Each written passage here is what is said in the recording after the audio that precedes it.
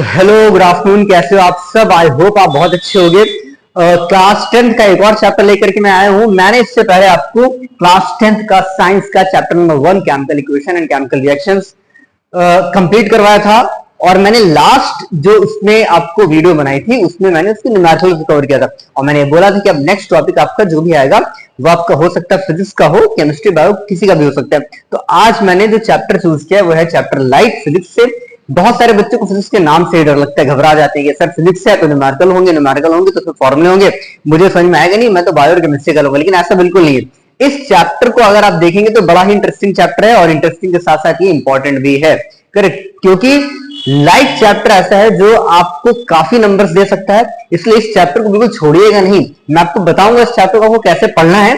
अगर आप सही स्ट्रैटेजी से पढ़ेंगे तभी आप इस चैप्टर को अच्छे से कंप्लीट कर पाएंगे और इस चैप्टर से जो इंपॉर्टेंट पॉइंट है उसको समझ पाएंगे। और मार्क्स तो आएंगे ही आएंगे, बट आपको इसको बहुत ही प्लानिंग से पढ़ना है। जैसे मैंने आज के जो टॉपिक में लिया है, अच्छा ये चैप्टर थोड़ा सा बड़ा है और बड़ा ना भी हो तो भी मैं चैप्टर को 2 पार्ट्स में इसलिए पढ़ाता हूं ताकि बच्चे इजीली समझ पाए। करेक्ट, पूरी एक लॉन्ग वीडियो बनाने से अच्छा है या समझाने से अच्छा है, एक क्लास देने से अच्छा है 2 पार्ट्स में क्लास दी जाए, जिससे चैप्टर आपको आराम से समझ में आए, आप घर जाके उसका रिवीजन कर पाए। तो आज का ये जो हमारा चैप्टर है लाइट, इसमें मैंने जिन पार्ट्स को लिया है वो आपके फर्स्ट हाफ है, जिसमें से आपके डेफिनेशन ऑफ लाइट आज हम देखेंगे क्या है, study of some basic properties. Basic properties बहुत ज्यादा नहीं है आपके लिए, बट चूंकि चैप्टर में इंक्लूड है तो आपको कुछ उसका इंफॉर्मेशन या इंट्रोडक्शन मैं दूंगा। Nature of light, reflection of light, then laws of reflection, types of mirrors, terms related to mirror image formation, uses of mirrors, sign convention, magnification and numericals. यानी कि जो पूरा चैप्टर है, पूरे चैप्टर में पहले तो आप ये समझिए कि ये और ये इन 2 पार्ट्स में आप इस चैप्टर को देख पा रहे हैं। अभी तक जो मैंने लिया हुआ है, जिस पार्ट की मैं बात कर रहा हूं उतने की मैं बात कर रहा हूं। मैंने रिफ्रैक्शन नहीं लिया इसमें, हमने केवल रिफ्लेक्शन और उससे रिलेटेड चीजें ली हैं। करेक्ट, रिफ्रैक्शन एक अलग पार्ट है तो उसमें मैं अलग से बताऊंगा। इसमें भी मैंने इसको 2 पार्ट्स में डिवाइड करने की कोशिश की है, जिसमें से ये वाला पार्ट थोड़ा कम इंपॉर्टेंट है जबकि नीचे वाला पार्ट बहुत इंपॉर्टेंट है। ये आपका इंपॉर्टेंट पार्ट है। Correct, it is very important part, जिसमें अगर इसमें भी मैं आपको थोड़ा सा सेपरेट कर दूं, चीजों को सॉर्ट आउट कर दूं, तो इसमें भी आप देखिए types of mirrors, image formation, uses of mirrors and numericals. क्योंकि आप न्यूमेरिकल पढ़ोगे तो साइन कन्वेंशन और मैग्निफिकेशन पूरा पढ़ना ही पड़ेगा। तो कहने का मतलब है अगर आप लास्ट में रिवीजन करो जाकर के तो पहले जिन पॉइंट्स पर मैंने मार्क किया उसको जरूर देख लेना, और बाकी आपको पूरा चैप्टर तो पढ़ना ही पढ़ना है।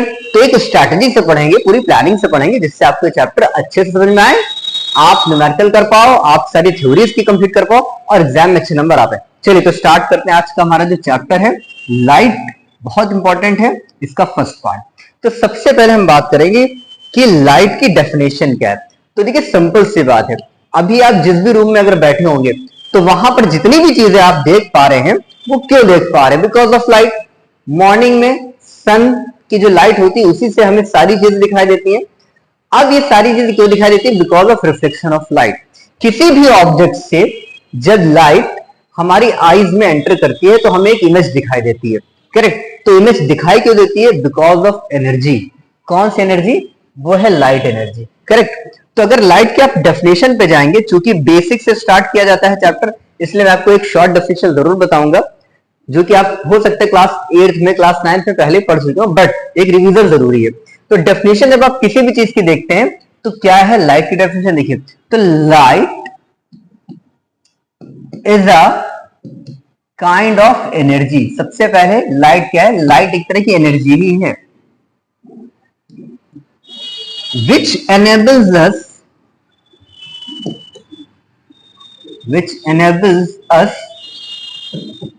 या which enables our eyes। अगर आप थोड़ा सा और डीप स्टडी करेंगे तो आप लिख सकते हैं which enables our eyes to see distinct objects और various objects और different objects, जो भी आप टर्मिनोलॉजी यूज करना चाहें कर सकते हैं। Distinct objects. करेक्ट, तो सिंपल ये बहुत छोटी सी अच्छी सी डेफिनेशन है। करेक्ट, आपसे बोर्ड एग्जाम में लाइट की डेफिनेशन कोई नहीं पूछने जा रहा है, मैं आपको पहले ही क्लियर कर दूं।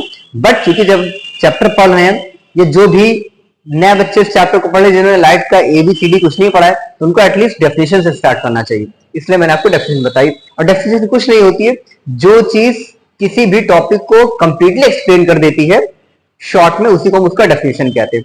तो लाइट एक्चुअली में है क्या? लाइट वो एनर्जी है, करेक्ट, जो किसी भी ऑब्जेक्ट को देखने में हेल्प करती है, हमारी आईज को एनेबल करती है कि हम किस चीजों को देख पाए। अभी जिस रूम में मैं खड़ा हूं, अगर मैं यहाँ से लाइट सारी ऑफ कर दूं तो आप मुझे नहीं देख पाओगे।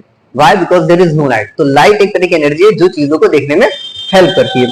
तो ये तो हो गया डेफिनेशन की बात। नेक्स्ट देखिए बेसिक प्रॉपर्टीज ऑफ लाइट। अब प्रॉपर्टीज से मेरा मतलब है कि लाइट क्या क्या करती है, करेक्ट, लाइट के क्या क्या इफेक्ट्स होते हैं वो हम पढ़ेंगे। तो देखिए सबसे पहले एक चीज है कि लाइट किस फॉर्म में आपको दिखाई देती है, ठीक है, जैसे कि लाइट कैसे ट्रैवल करती है। तो अगर एक मैं प्रॉपर्टी ले लूं लाइट की, तो हम कह सकते हैं कि light travels in a straight line, correct, in a straight line और स्ट्रेट पैथ। इस प्रॉपर्टी को बोलते हैं हम लोग rectilinear propagation of light, rectilinear propagation of light.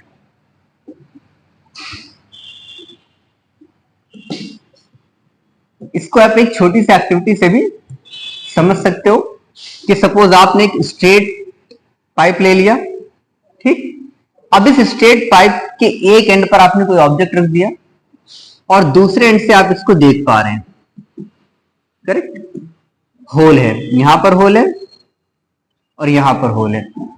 बहुत छोटी सी एक्टिविटी है। इस ऑब्जेक्ट को आप अपनी आईज से क्यों देख पा रहे हो? क्योंकि ऑब्जेक्ट से जितनी भी लाइट रेज आ रही हैं वो आपकी आईज तक आ पा रही हैं स्ट्रेट, ओके, एक स्ट्रेट पैथ पर आ पा रही हैं, इसलिए आपको ऑब्जेक्ट दिखाई दे रहा है। बट अगर मैं इसी पाइप को थोड़ा सा बेंड कर दूं, ऐसे कर दें, करेक्ट, तो फिर आपको यहां पर जो रखी चीज है इस होल से नहीं दिखाई देगी, करेक्ट, इस होल से आप नहीं देख पाएंगे। Why? Because light is travelling in straight direction, light तो स्ट्रेट डायरेक्शन में चल रही है, तो स्ट्रेट जब वो चलेगी और बीच में कोई ऑब्स्टिकल आ जाएगा, कोई ओपैक ऑब्जेक्ट आ जाएगा, तो वो बाउंस बैक होकर चली जाएगी, हमारी आइज तक नहीं आ पाएगी। तो यहां से एक चीज प्रूव होती है कि light rays always propagate in a straight direction and that is known as rectilinear propagation of light, correct. अब जिस प्रॉपर्टी की मैं बात करने की कोशिश कर रहा हूं वो रेक्टिलिनियर प्रोपगेशन तो है, लेकिन लाइट एक डुअल नेचर की आप कह सकते हैं फिजिकल क्वांटिटी है, कि जो लाइट है एक्चुअली में वो स्ट्रेट पैथ पर चल रही है। इसका मतलब लाइट क्या है? रेस के फॉर्म में है, करेक्ट। लाइट को मैंने कहा कि अभी वो बेंड नहीं हो सकती है, लेकिन लाइट बेंड हो सकती है। एक प्रॉपर्टी के अकॉर्डिंग लाइट बेंड हो सकती है। वो प्रॉपर्टी क्या है उसका नेम मैं आपको बता देता हूं, उसको कहते हैं डिफ्रैक्शन। और ये क्या है ये आप हायर क्लासेस में जाके पढ़ेंगे, करेक्ट। लाइट पर बहुत स्टडी हुई है, लाइट को कहा गया कि लाइट वेव है कि लाइट पार्टिकल है। कैसे पता चला ये चीज मैं आपको बताने जा रहा हूं। देखिए अभी मैंने कहा कि लाइट स्ट्रेट पैथ पर चलती है और किसी भी ओपैक ऑब्जेक्ट से अगर टकराती है तो वो वापस आ जाती है, क्योंकि वो कर्व नहीं हो सकती है, करेक्ट। लाइट एक कर्व पैथ पे नहीं चल सकती है, बट ये एक जगह पर फेल हो जाता है। अगर जो ओपैक ऑब्जेक्ट है वो बहुत ही छोटा सा है, कोई पॉइंट ऑब्जेक्ट है, तब लाइट की प्रॉपर्टी थोड़ी सी चेंज होती हुई हमको दिखाई देती है। तब लाइट स्ट्रेट पैथ पर चलते चलते चलते हल्की सी कर्व हो सकती है, करेक्ट। इसी प्रॉपर्टी को कहा जाता है डिफ्रैक्शन ऑफ लाइट, करेक्ट। तो जब हम बेसिक प्रॉपर्टीज पढ़ने की बात कर रहे हैं उसमें रेक्टिलिनियर प्रोपगेशन ऑफ लाइट, आपका diffraction of light and reflection of light. Reflection ही आपका इस चैप्टर का मेन टॉपिक है जो हम अभी कवर करेंगे। तो एक छोटी सी इंफॉर्मेशन है, क्योंकि ये एक बड़ा सा टॉपिक है इसलिए आपको ये बात जाननी जरूरी है कि लाइट कभी कभी एक कर्व पैथ भी बनाती है, जिस प्रॉपर्टी को हम कहते हैं डिफ्रैक्शन ऑफ लाइट, करेक्ट। अब इस तरह से हम कह सकते हैं कि लाइट जो है वो डुअल नेचर शो करती है, कि लाइट स्ट्रेट पैथ पर भी चल रही है, लाइट वेव के फॉर्म में भी है। क्योंकि अगर कोई चीज कर्व पैथ बना रही है, दैट मीन्स वो वेव बना रही होगी, वो वेव बना रही होगी। इसका मतलब लाइट क्या है, एक वेव भी है, करेक्ट। और लाइट चूंकि कहीं से रिफ्लेक्ट होके वापस आ रही है, इसका मतलब लाइट पार्टिकल भी है, करेक्ट। अब ये थोड़ा हायर क्लासेस के लिए सुटेबल रहेगा आपके लिए। अभी आप इतना जानिए कि लाइट डुअल नेचर शो करती है, कि उसमें वेव की प्रॉपर्टीज भी है और उसमें पार्टिकल की भी प्रॉपर्टी है, ठीक। पार्टिकल का मतलब है कोई भी पार्टिकल जब किसी भी सरफेस पर टकराएगा तो ऑब्वियस बात है वो बाउंस बैक होगा, ठीक है। अगर वेव होती तो वेव टकराने के बाद हो सकता है उसका पैथ बदल जाता। इसलिए लाइट कुछ कंडीशन में वेव की तरह बिहेव करती है, जबकि कुछ कंडीशन में पार्टिकल की तरह बिहेव करती है। इन्हीं प्रॉपर्टी से हम बात करता हूं। मेन प्रॉपर्टी आपकी क्या है, नेचर मैंने आपको समझाई जाए कि नेचर का मतलब है कि लाइट वेव की तरह बिहेव कर सकती है, लाइट पार्टिकल की तरह बिहेव कर सकती है। बट मेन प्रॉपर्टी जो आपको पढ़ना है, या मेन चैप्टर अब जो आपका स्टार्ट होने जा रहा है यहां से, वो है रिफ्लेक्शन ऑफ लाइट, ठीक है।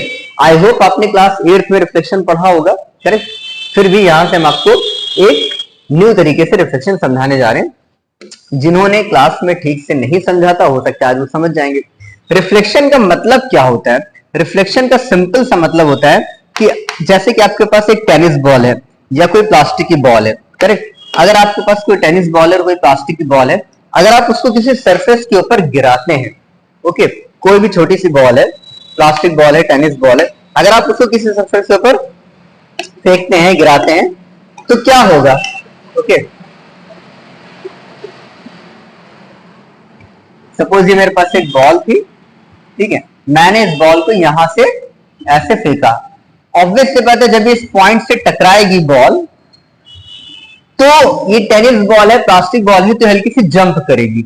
जंप करने का मतलब है कि यहां से आने के बाद ये ऐसे हो सकता है जंप करे, यहां से आने के बाद हो सकता है ऐसे जंप कर जाए, करेक्ट। इसका मतलब ये एक पर्टिकुलर मीडियम से आकर के एक पर्टिकुलर पॉइंट पर टकराती है और ये बाउंस बैक हो रही है। तो जो बाउंसिंग बैक ऑफ बॉल है, इसी तरह से लाइट भी बाउंस बैक करती है, करेक्ट। सपोज ये मैंने एक सॉलिड सरफेस लिया हुआ है, एक स्मूथ सरफेस है, फॉर एग्जांपल मिरर, करेक्ट। अब मिरर है और यहां पर कोई भी लाइट सोर्स है, सपोज मैं इसको कन्वर्ट कर देता हूं, ये आपका कोई लाइट सोर्स, सपोज बल्ब है ये, ओके। अब अगर मान लीजिए ये आपका एक बल्ब है, ओके, इसको मैं कलर कर देता हूं।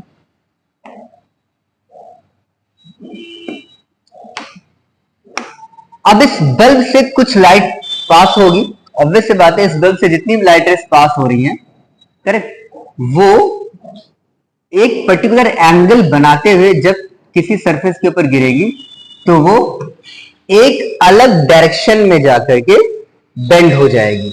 मतलब ये वाली लाइट रे कौन सी है? ये आपकी इंसिडेंट रे है, ये इस पॉइंट पर फॉल होती है और ये उसी मीडियम में, मीडियम नहीं चेंज हो रहा है। अगर ये एयर है और आप समझो ये अगर आपका एक इंटरफेस है, ये आपकी एक बॉर्डर लाइन है जो मैंने मिरर लिया है, सपोज M1 और ये M2, ये मैंने एक मिरर लिया हुआ है, करेक्ट। तो मिरर के एक पार्ट ऊपर वाला है, मिरर का दूसरा पार्ट नीचे वाला है, तो लाइट रेस एक ही पार्ट में बेंड हो रही है, नीचे नहीं आ रही है। तो जब लाइट रेस किसी एक मीडियम से किसी पर्टिकुलर सरफेस के ऊपर गिरती है और उसी मीडियम में एक एंगल बनाते हुए बाउंस बैक होती है, तो इस फेनोमेना को हम बोलते हैं reflection of light, okay. Okay, तो अब what is reflection of light, ये तो मैंने आपको समझा दिया। चलिए इसको एक बार और देख लेते हैं कि रिफ्लेक्शन ऑफ लाइट क्या है। कि देखिए अगर मेरे पास एक स्मूथ सरफेस है, सपोज मैंने ग्लास पीस ले लिया है, करेक्ट। सपोज मैंने क्या ले लिया है? ग्लास पीस ले लिया। ग्लास आप समझते हो, ओके। मिरर भी आप ले सकते हैं, आपने एक मिरर ले लिया है, ओके। ग्लास अगर आप लोगे, ट्रांसपेरेंट लोगे, तो उसमें रिफ्रैक्शन होगा, रिफ्लेक्शन कम होगा। बट अगर आप मिरर लेते हैं, पॉलिश सरफेस लेते हैं, उसमें रिफ्लेक्शन होगा। अगर इस ग्लास पीस के ऊपर किसी लाइट सोर्स से, करेक्ट, कुछ लाइट रेज आ रही हैं, तो कैसे आएंगी? सपोज इस तरह से आएंगी वो लाइट रेजेस, मान लीजिए ये, करेक्ट, ये लाइट रे एक आती है, ओके। अब ये लाइट रे आ रही है, किसी एक पर्टिकुलर सोर्स से आ रही है, ओके। तो जैसे एक बॉल होती है ना, टेनिस बॉल, किसी आप सरफेस के ऊपर एक एंगल से फेंके तो वो आपकी तरफ या हो सकता है किसी पर्टिकुलर डायरेक्शन में बाउंस बैक होती है। तो सेम उसी तरह से एक पर्टिकुलर डायरेक्शन से आती हुई लाइट रेज जब किसी सरफेस के ऊपर गिरती है, किसी पॉइंट पर फॉल होती है और फॉल होने के बाद वो किसी पर्टिकुलर डायरेक्शन में बाउंस बैक होती हैं। इस फिनोमेना को मैंने क्या बताया, रिफ्लेक्शन बताया, करेक्ट। अब इससे रिलेटेड कुछ टर्म्स हैं उनको जान लेते हैं कि जो लाइट रे फॉल होती है, okay, the light ray which falls it is known as incident ray. The light ray which falls is known as what, incident ray, it is I. And the light ray which bounce back is known as reflected ray. इसको हम बोलते हैं incident ray, it is incident ray, ये आपका incident ray है, और ये आपका क्या है, रिफ्लेक्टेड रे है, रिफ्लेक्टेड रे, करेक्ट। अब जिस पॉइंट पर इंसिडेंट रे फॉल होती है वहां पर हम नॉर्मल ड्रॉ करेंगे, वहां पर हम परपेंडिकुलर ड्रॉ करेंगे। एक ये मैंने परपेंडिकुलर ड्रॉ किया है, करेक्ट। अब इस परपेंडिकुलर को हम कहते हैं नॉर्मल, याद रखिएगा क्या बोलते हैं, नॉर्मल बोलते हैं। अब ये पर्टिकुलर एंगल से बाउंस बैक हुई थी, तो नॉर्मल के एक तरफ जिधर से इंसिडेंट रे आ रही है उधर जो एंगल बनता है उसको हम कहते हैं angle I, angle of incidence, और जो एंगल रिफ्लेक्टेड रे की तरफ बनता है उसको हम कहते हैं एंगल आर, यानी कि एंगल ऑफ रिफ्लेक्शन। अब यहीं से आ जाते हैं लॉज ऑफ रिफ्लेक्शन पर। तो देखिए लॉज ऑफ रिफ्लेक्शन के लिए आपको पहले टर्म्स जानना जरूरी है। इंसिडेंट रे मैंने बता दिया, the light ray which falls on a particular surface, reflected ray, the light ray which bounce back in a particular direction in the same medium, उसी मीडियम में वापस हो रही है बट एक पर्टिकुलर डायरेक्शन से, जिस डायरेक्शन में आ रही थी उधर नहीं दूसरे डायरेक्शन में जा रही है।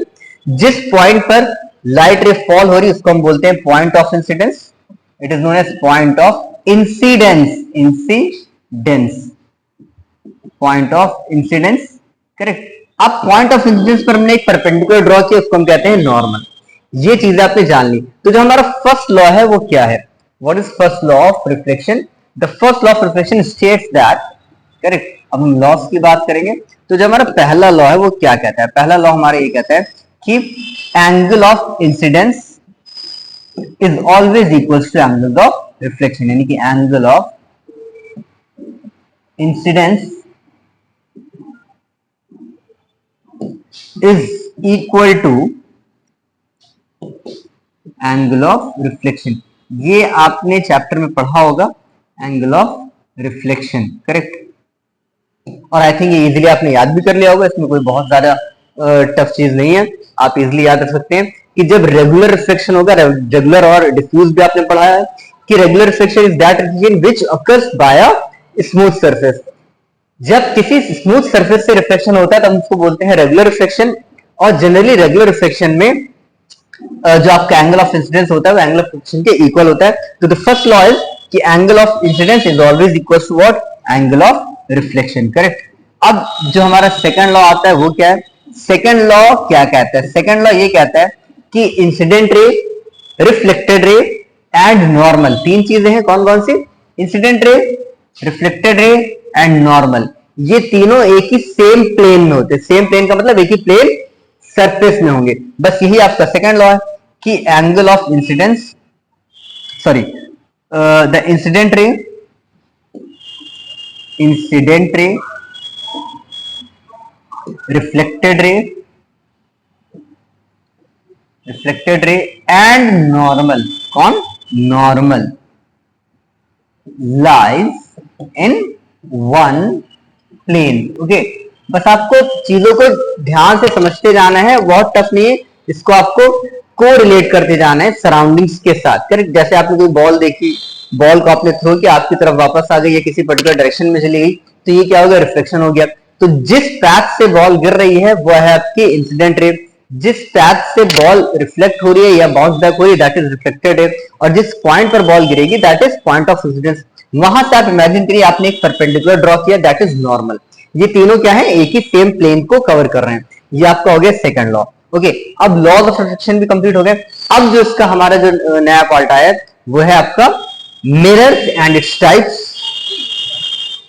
Okay, mirrors and its types. तो मिरर एक इंपॉर्टेंट पार्ट है। मिरर होता है क्या? देखिए आप सभी अपने अपने घरों में मॉर्निंग में अपना फेस देखते हैं, ठीक है, फ्रेश होने के बाद, नहाने वाने के बाद, जब आप स्कूल जाते हैं कहीं पर भी, तो मिरर करता क्या एक्चुअली? पहले तो मिरर होता क्या, फिर मिरर करता क्या? तो मिरर क्या है? Mirror is a glass piece. सबसे पहले क्या आप जानते हैं मिरर के बारे में? मिरर एक ग्लास पीस है। अब ग्लास पीस तो, लेकिन कोई नॉर्मल ग्लास पीस तो है नहीं। इसमें क्या होता है, इसमें होती है polish, having polish on one of its surface, one of its surface, जिसके एक सरफेस पर क्या होती है, पॉलिश होती है। मतलब जैसे आपका ये प्लेन मिरर है, अब प्लेन मिरर को आप ध्यान से देखिए तो उसके पीछे क्या होती है, सिल्वर की पॉलिश होती है, करेक्ट। और उसका ये वाला पार्ट क्या बन जाता है, रिफ्लेक्टिंग ऑब्जेक्ट बन जाता है, रिफ्लेक्टिंग सरफेस बन जाता है, रिफ्लेक्टिंग सरफेस बन जाता है, करेक्ट। सपोज यहां पर आप कोई ऑब्जेक्ट देख पा रहे हैं, सपोज मैंने लिखा है यहां पर ऐसे अपोजिट में ई, तो आपको मिरर में ई ऐसा दिखाई देगा, ठीक। आपने एक एरो देखा तो आपको एरो भी ऐसे दिखाई देगा, करेक्ट। तो इस पर्टिकुलर ऑब्जेक्ट की इमेज आपको मिरर में दिखाई देगी, why, because it is a mirror having polish on one side, correct. तो मिरर का काम ही क्या है, इमेज फॉर्मेशन। तो main function of the mirror is image formation, और अदर यूजेस इसके हैं जो मैं आपको आगे यूजेस वाले पार्ट में कंप्लीट करवाऊंगा। अभी हम यहां पर देखने जा रहे हैं मिरर के टाइप्स। तो मैंने आपको मिरर की एक डेफिनेशन बता दी है कि मिरर एक ग्लास पीस होता है जिसमें एक साइड पे क्या होती है, पॉलिश होती है। चलिए अब टाइप्स ऑफ मिरर में आते हैं। तो मिरर के बेसिकली दो पार्ट्स हम कर सकते हैं, एक तो आपका प्लेन मिरर जो कि मैंने आपको बता दिया, दूसरा आपका आता है कर्व मिरर। कर्व, अब कर्व के हो जाते हैं दो पार्ट्स, एक होता है कॉन्वेक्स और दूसरा होता है कॉनकेव। बच्चे बड़ा कंफ्यूज रहते हैं इसमें, कॉन्वेक्स कॉनकेव याद कर लेते हैं फिर भूल जाते, फिर याद करते फिर भूल जाते। तो थोड़ा तो आपको इस पर मेहनत करनी पड़ेगी, फिर भी आपको हम अभी कुछ चीजें समझाएंगे जिससे आपको हो सकता है याद हो जाए कि कौन सा कॉनकेव है कौन सा कॉन्वेक्स है। तो मेन आपका जो है वो है कॉन्वेक्स मिरर और कॉनकेव मिरर। चलिए इसके बारे में देखते हैं। अभी मैंने आपको क्या बताया कि मिरर दो टाइप के हैं, एक प्लेन और दूसरा कर्व। कर्व को हम क्या कहते हैं, स्फेरिकल मिरर कहते हैं। क्या कहते हैं, कर्व को स्फेरिकल मिरर कहते हैं। तो स्फेयर वर्ड पर ध्यान दीजिए। स्फेयर क्या होता है, what is sphere? Sphere is a ball like structure, एक बॉल जैसा स्ट्रक्चर होता है, करेक्ट, सॉलिड बॉल जैसा स्ट्रक्चर होता है। अब स्फेरिकल मिरर है तो स्फीयर से कहीं ना कहीं कनेक्टेड है। तो हम क्या देख पाते हैं कि जो आपका एक स्फेरिकल मिरर होता है जो कि या तो कॉन्वेक्स हो सकता है या तो कॉनकेव हो सकता है, correct. Either it will be convex और it will be a concave. तो जो कॉन्वेक्स मिरर होगा वो एक स्फीयर से बना होगा, कॉनकेव मिरर भी एक स्फीयर से बना होगा, करेक्ट। देखो बेटा, इसको आप ऐसे समझो कि मान लीजिए मैंने एक स्फीयर लिया, क्या लिया, एक ही मैंने स्फीयर ले लिया है, कांच का पीस, ठीक है, सॉलिड पीस ले लिया है कांच का मैंने। अब अगर इस सॉलिड पीस का मैं एक पार्ट कर दूं, एक हम यहां से कट कर दें, यहां से सॉलिड जो मैंने बॉल लिया हुआ है इसको अगर यहां से थोड़ा सा कट करें, ये मैंने कट कर दिया, ठीक। और कट करने के बाद अब इसका एक इनवर्स वाला सरफेस दिखाई दे रहा है अंदर वाला, और एक बाहर वाला दिखाई दे रहा है। अगर मैंने पॉलिश इसकी यहां पर कर दी, बाहर वाले सरफेस पर मैंने क्या कर दी है, पॉलिश कर दी है, ये मैंने इसको पॉलिश कर दिया है, पॉलिश एरिया बना दिया है। तो जो अंदर वाला पार्ट बनेगा वो रिफ्लेक्टिंग बनेगा, करेक्ट। यानी कि लाइट रे जब इस पर गिरेंगी तो ये ऐसे रिफ्लेक्ट हो जाएंगी। अब इस टाइप का मिरर जिसमें पॉलिश बाहर की तरफ है, जिसमें पॉलिश क्या है, इट इज पॉलिश्ड पार्ट, ये क्या है, ये पॉलिश्ड पार्ट है, पॉलिश्ड सरफेस। जिसमें पॉलिश बाहर की तरफ होती है वो कहलाता है कॉनकेव मिरर। याद रखिएगा कि पॉलिश अगर बाहर साइड पर है, रिफ्लेक्टिंग सरफेस अगर अंदर वाला है, इट इज रिफ्लेक्टिंग सरफेस। तो ये कौन सा मिरर बनेगा, ये बनेगा कॉनकेव मिरर। बहुत इंपॉर्टेंट है, न्यूमेरिकल्स पर बहुत सारे आते हैं। अब इसका अपोजिट कर देते हैं। अगर जो मैंने मिरर लिया, ठीक, स्फेरिकल मिरर लिया, और इस स्फेरिकल मिरर में मैंने पॉलिश कर दी है अंदर की तरफ, मैंने क्या किया, इसको कट किया, ठीक है। अच्छा, एक कट करके अलग निकाल लिया जाता है। अब क्योंकि स्फेयर का पार्ट है तो स्फेरिकल मिरर कहलाता है। अब मैंने इसकी एक कट पीस लिया, कट पार्ट कट किया, और पॉलिश मैंने बाहर की बजाय अंदर की तरफ कर दी है। अब ये कौन सा मिरर बन जाएगा, अब ये रिफ्लेक्टिंग सरफेस बन गया है, करेक्ट। ये आपका बन गया है रिफ्लेक्टिंग सरफेस।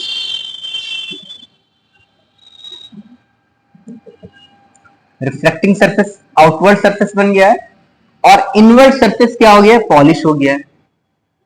बस अब ये हो गया आपका कॉन्वेक्स। तो ये कौन सा मैंने बनाया है, this is what, this is known as convex.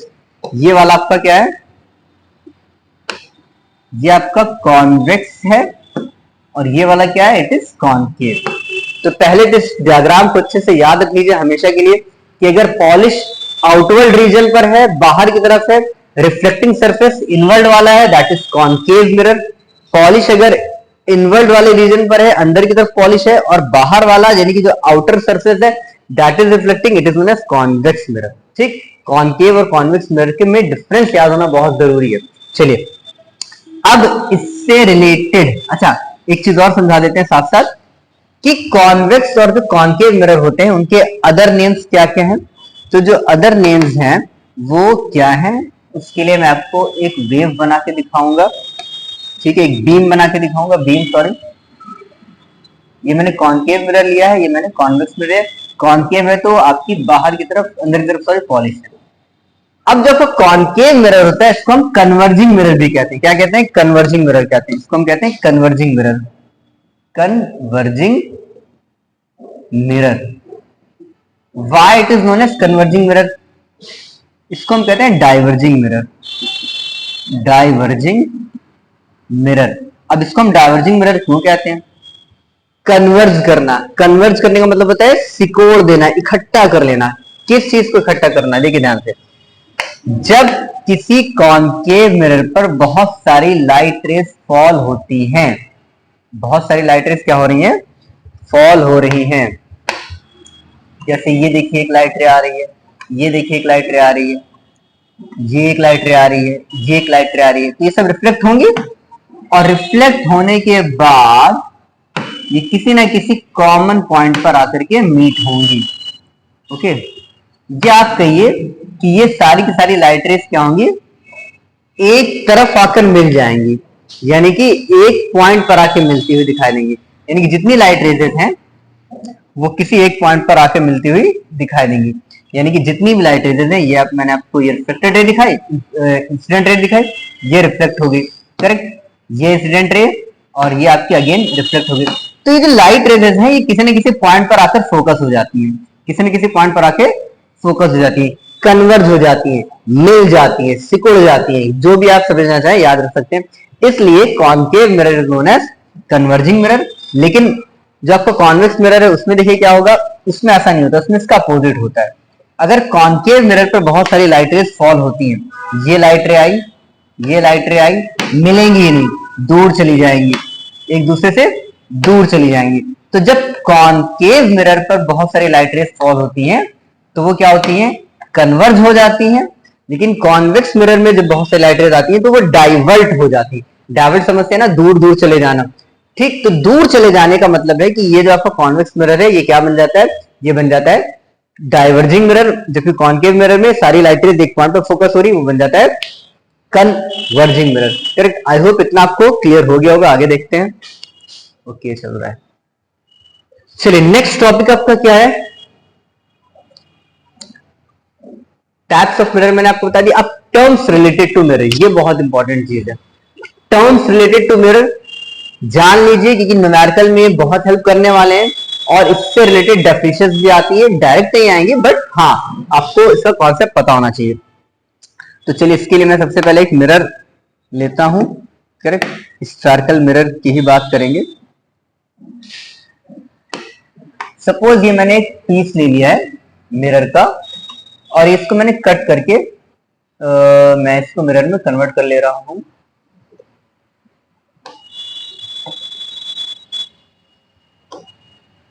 और इसके एक साइड पे हम पॉलिश भी कर देंगे। ठीक है, अब देखिए ध्यान से, ये मैंने पीस जो लिया है ये आपका सेमी सर्किल है या हेमिस्फेरिकल पार्ट है, और सपोज ये हेमिस्फेरिकल पार्ट मैंने इस स्फीयर से कट किया हुआ है। ओके, मान लीजिए ये स्फीयर था आपका, ये कंप्लीट स्फीयर था, ठीक, और इस स्फीयर से मैंने एक आपका हेमिस्फीयर कट किया। सपोज ये फुल स्फीयर है, और उस फुल स्फीयर से मैंने क्या किया, मैंने एक छोटा सा पीस अलग कर लिया है। ओके, एक छोटा सा पीस मैंने ये अलग कर लिया, कट कर लिया है। तो ये तो मेरा मिरर तैयार होने वाला है। अब इसमें मैं क्या करूंगा, ये तो हमारा मेन मिरर था, ये हमारा मेन स्फीयर था, और इसमें मैं क्या करूंगा, पॉलिश करूंगा। अब अगर मैं इस सरफेस पर पॉलिश कर रहा हूं, आउटर सरफेस पर पॉलिश कर रहा हूं, ठीक, तो जो इनर सरफेस बनेगा हमारा, ये रिफ्लेक्टिंग सरफेस बन जाएगा। और याद रखिए ये मिरर कौन सा होगा, कॉनकेव मिरर होगा। करेक्ट। अब टर्म्स क्या है उनको जानते हैं। देखिए जो मैंने मिरर बनाया है, किसी न किसी मैंने स्फीयर का पीस से बनाया है। ये जो मिरर मैंने लिया है इस स्फीयर के पीस से लिया है। अब अगर ये स्फीयर है तो इसका अपना सेंटर जरूर होगा। करेक्ट। अगर सेंटर है तो ऑब्वियस सी बात है रेडियस जरूर होगी इसकी, ठीक, रेडियस भी होगी, रेडियस भी जरूर होगी। करेक्ट। तो दो चीजें जानिए, ठीक है। अब ये जो इसकी रेडियस है इसको हम कहते हैं रेडियस ऑफ कर्वेचर। क्या कहते हैं, radius of curvature, radius of curvature. यानी कि radius of curvature is the radius of that sphere from where we have obtained the mirror. यानी कि मिरर की रेडियस ऑफ कर्वेचर उस स्फीयर की रेडियस होती है जहां से हमने मिरर बनाया है। और नेक्स्ट है आपका centre of curvature, centre of curvature. अब सेंटर ऑफ कर्वेचर भी वही सेम डेफिनेशन याद रखिए कि भाई कहीं ना कहीं से तो हमने मिरर बनाया है, तो जिस स्फीयर से मैंने मिरर बनाया है उसके सेंटर को ही क्या कहते हैं, सेंटर ऑफ कर्वेचर कहते हैं। अब जरा ध्यान दीजिए, अगर ये आपका एक मिरर है तो इसका सेंटर ऑफ कर्वेचर क्या मिरर के अंदर होगा कि बाहर होगा, बाहर होगा, क्योंकि सेंटर जब हम इस सर्किल को कंप्लीट करेंगे तो कहीं ना कहीं सेंटर यहां पर लाई करेगा। करेक्ट। तो ये आपका हो जाएगा सी, और कहीं ना कहीं रेडियस ऐसे बनेगी आपकी, तो हो जाएगी R, radius of curvature and centre of curvature. तो दो चीजें आपको समझ में आ रही होंगी कि मिरर में सेंटर ऑफ कर्वेचर क्या है और रेडियस ऑफ कर्वेचर क्या है। जब आप एक्चुअल इसके फिगर्स देखोगे तो आपको कुछ ऐसा दिखाई देगा। करेक्ट। यहां पर लिखा होगा सी और यहां पर लिखा होगा F. What is this C? C is known as centre of curvature. अब सेंटर से लेकर के पोल तक की जो डिस्टेंस है वो आपकी हो जाएगी रेडियस ऑफ कर्वेचर। अब दो टर्म हमें और मिले, एक तो मिला ये एफ, दूसरा मिला ये पोल, अभी मैंने जो बोला था पी पोल, और ये आपका फोकस पॉइंट और इसकी डिस्टेंस होगी फोकल लेंथ। तो दो चीजें मैंने आपको समझा दी, एक रेडियस ऑफ कर्वेचर, दूसरी सेंटर ऑफ कर्वेचर। अब बताएंगे आपको कि व्हाट इज फोकस और what is focal length. Correct. देखो बेटा, अब ये मिरर था आपका।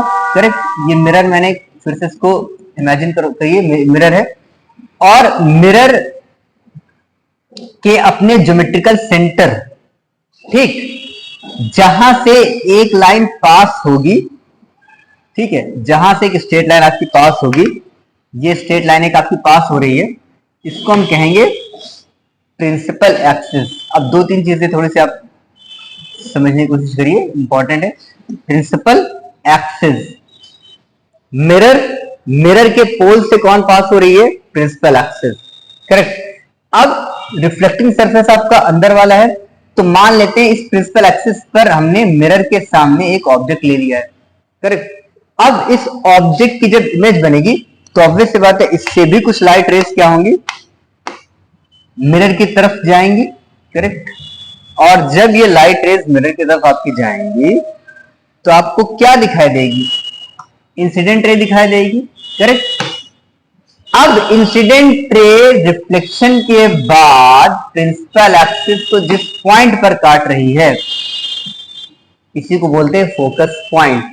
हमेशा याद रखिएगा what is focus, focus radius of curvature का हाफ होगा, और बेसिकली ये वो पॉइंट होगा जहां पर रिफ्लेक्टेड रे कट करेंगी या मीट करेंगी किसको, प्रिंसिपल एक्सिस को। करेक्ट। अब ध्यान दीजिए आगे क्या आपका इसमें है कि मैंने आपसे क्या कहा कि जब रिफ्लेक्टेड रे प्रिंसिपल एक्सिस को एक पॉइंट पर कट करती है तो जिस पॉइंट पर कट करती है वो कहलाता है फोकस पॉइंट, और फोकस से आपकी मिरर तक की जो डिस्टेंस होती है वो कहलाती है फोकल लेंथ। क्या कहलाती है, फोकल लेंथ कहलाती है।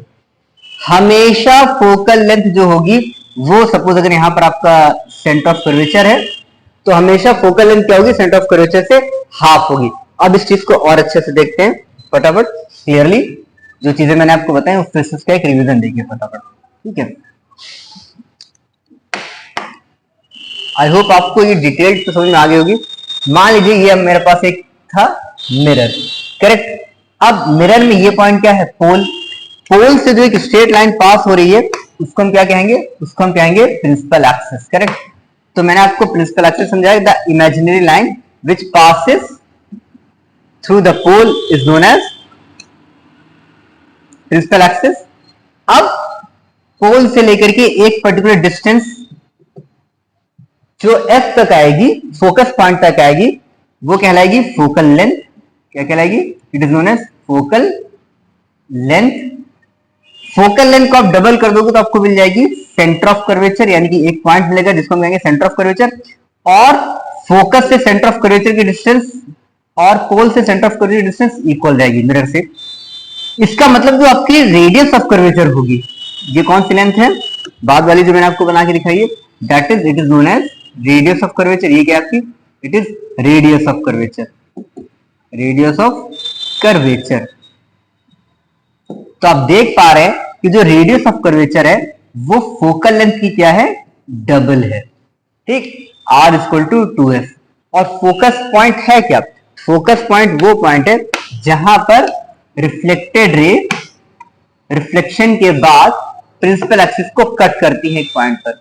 तो आई होप आपको centre of curvature, radius of curvature, focal length, focus, principal axis, pole, ये इतनी चीजें समझ में आ गई होगी, ओके।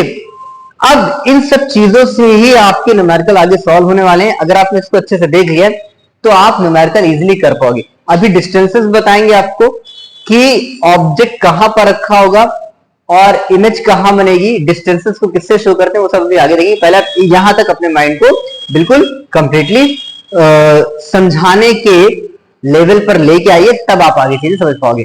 अब इतनी चीजें आपने समझ ली है, अब आगे देखते हैं क्या है। नेक्स्ट आपका है इमेज फॉर्मेशन। अब हम बताएंगे आपको कि इमेज कैसे बनती है। अभी तक आपने ये देख लिया है कि कैसे मिरर में फोकस पॉइंट हमें मिलता है, कहां पर सेंटर ऑफ कर्वेचर होता है, कैसे रेडियस ऑफ कर्वेचर को हम शो करते हैं, प्रिंसिपल एक्सिस क्या होती है, सब आपने देख लिया। जब इतनी सारी चीजें आप समझ पाओगे तब आप इमेज फॉर्मेशन भी समझ पाओगे, ओके। अब इमेज फॉर्मेशन समझते हैं, ओके। तो इमेज फॉर्मेशन के लिए आपको रिफ्लेक्शन याद रखना पड़ेगा, आपको प्रिंसिपल एक्सिस समझनी पड़ेगी, आपको फोकस पॉइंट समझना पड़ेगा, तब आप अच्छे से इमेज फॉर्मेशन जान पाओगे। चलिए, तो हम इमेज फॉर्मेशन करने जा रहे हैं कॉनकेव मिरर के लिए। तो सबसे पहले आप जब इमेज फॉर्मेशन करेंगे तो आपके पास क्या क्या चीजें होनी चाहिए, आपके पास होनी चाहिए एक प्रिंसिपल एक्सिस, ठीक है। फटाफट देखते जाते हैं इसको। प्रिंसिपल एक्सिस होगी, और ये प्रिंसिपल एक्सिस किसके लिए, मिरर के लिए, ओके। अब अगर ये मिरर के लिए तो हम मिरर भी जल्दी से ले लेते हैं, करेक्ट। सपोज मैंने एक मिरर ले लिया। अच्छा, अभी मैं यहाँ पे जो डायग्राम बना रहा हूँ वो एक रफ डायग्राम है, बट इसके जो रूल्स हैं वो आपको कंप्लीटली याद रखने हैं, ओके। ये आपका एक रफ डायग्राम है, और एक चीज आप याद रखेंगे इसमें कि जो लेंथ आपको लेनी है वो लगभग इक्वल लेनी है।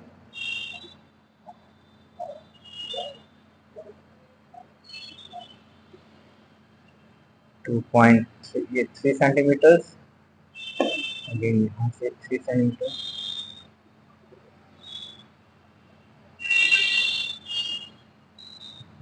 देखिए, जब आप रे डायग्राम बनाएंगे ना, तो या तो आप कंपास का प्रॉपर यूज करिए कि यहां से जो आप एक मिरर बनाएंगे, क्योंकि मिरर से आप रिफ्लेक्शन करवाओगे।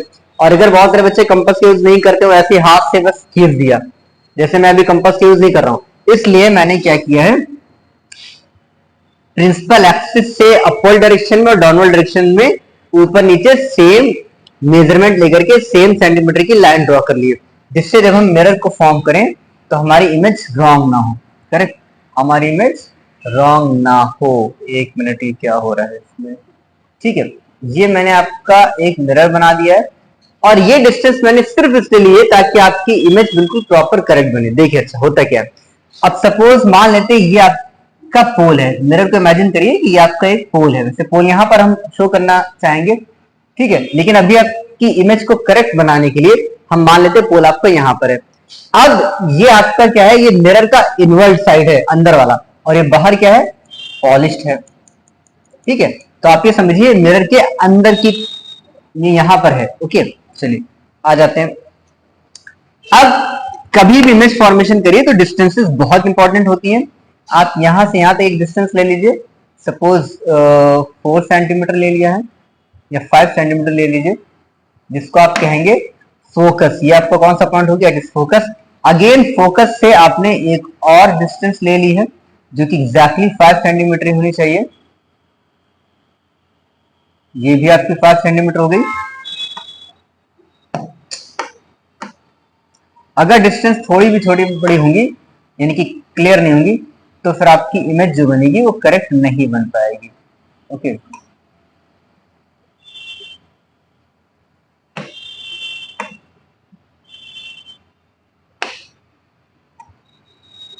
तो ये आप अगेन इसको सही से ले लो, 5 सेंटीमीटर। ओके, ये पॉइंट आपका क्या हो गया, सपोज सी हो गया। इतनी चीजें आपने ड्रॉ करनी है। अब इमेज जब हम बनाते हैं बाय कॉनकेव मिरर, तो हमें पोजीशंस लेनी होती है। फर्स्ट पोजीशन में मान लेता हूं मैंने लिया है beyond C, C for centre of curvature. Okay, हम इनफाइनाइट पोजीशन और फोकस पर पोजीशन लास्ट में लेके आपको बताएंगे। अभी हम स्टार्ट करते हैं कहां से, सी के पहले कहीं अगर ऑब्जेक्ट रखा हुआ है तो कैसे इमेज आपकी बनेगी, कहां पर बनेगी। देखिए, सबसे पहले तो कुछ रूल्स याद रखिए, बेसिक रूल याद रखिए। कभी भी मिरर से इमेज बनानी हो तो ऑब्जेक्ट हमेशा लेफ्ट साइड में लिया जाएगा, करेक्ट। उसके बाद हम चेक करेंगे हमारी इमेज कहां बन रही है। इसलिए मैंने डिस्टेंस यानी कि जो एफ है, सी है, वो सब लेफ्ट में लिया हुआ है। क्यों, क्योंकि हमारा मिरर कौन सा है, कॉनकेव मिरर है। अब हमें ऑब्जेक्ट कहां लेना है, ऑब्जेक्ट लेना है मुझे बियॉन्ड सी, तो बियॉन्ड सी ले लेते हैं। मान लीजिए आपके पास ये एक ऑब्जेक्ट है, ठीक, ये सपोज एक एरो है और ये मैंने एक ऑब्जेक्ट लिया है। याद रखिएगा हमेशा कि जब भी आप ऑब्जेक्ट लेंगे तो जो आपका अपर्चर है, अपर्चर समझते नहीं, अपर्चर का मतलब होता है कि मिरर का जो डायमीटर होता है। सपोज अगर मिरर मेरा यहां तक है, यहां तक मिरर है हमारा, ओके, नीचे तक, तो जो मिरर का जो डायमीटर होता है ना, उसको हम अपर्चर कहते हैं। और याद रखिएगा अपर्चर या जो रेज फॉल होती है मिरर पर, बहुत छोटे से एरिया में फॉल होती है।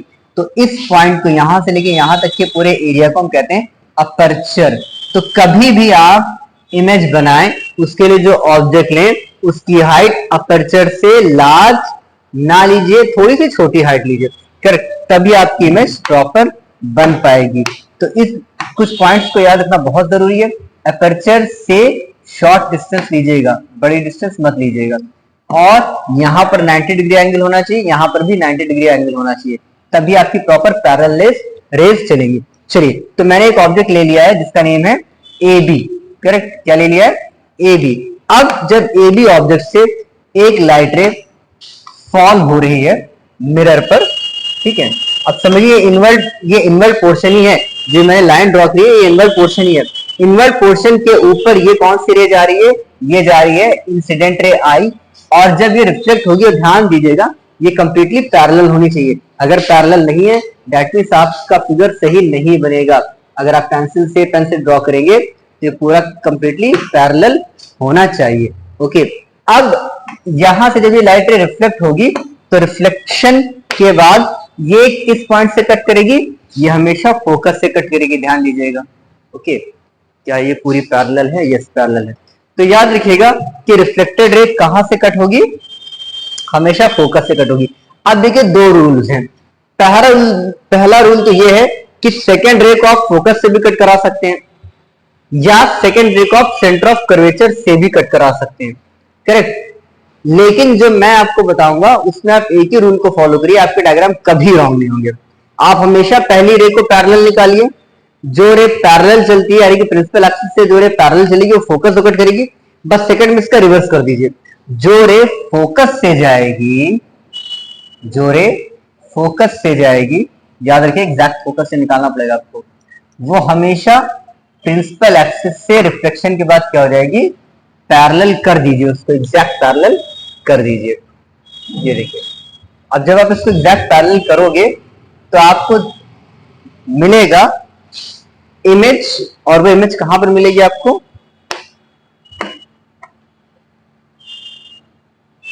अगर एग्जैक्ट पैरेलल है तो इस सेंटर ऑफ कर्वेचर से पहले कहीं इमेज आपको बनती हुई दिखाई देगी, सेंटर ऑफ कर्वेचर से पहले कहीं इमेज बनती हुई दिखाई देगी, लेकिन यहां पर बन रही है, ठीक है, ये आपकी इमेज बन रही है।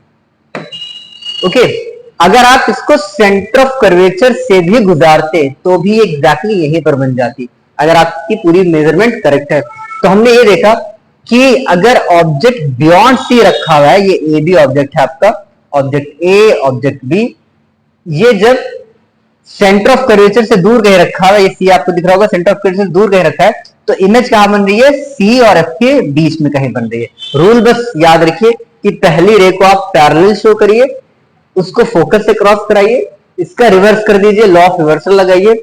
सेकेंड जो आपकी लाइन है या जिसको आप इंसिडेंट रे 2 कह रहे हैं, दो रेजेस, रूल ये भी है कि इमेज बनाने के लिए दो रेजेस की जरूरत पड़ती है, दो इंसिडेंट रे होनी चाहिए आपके पास।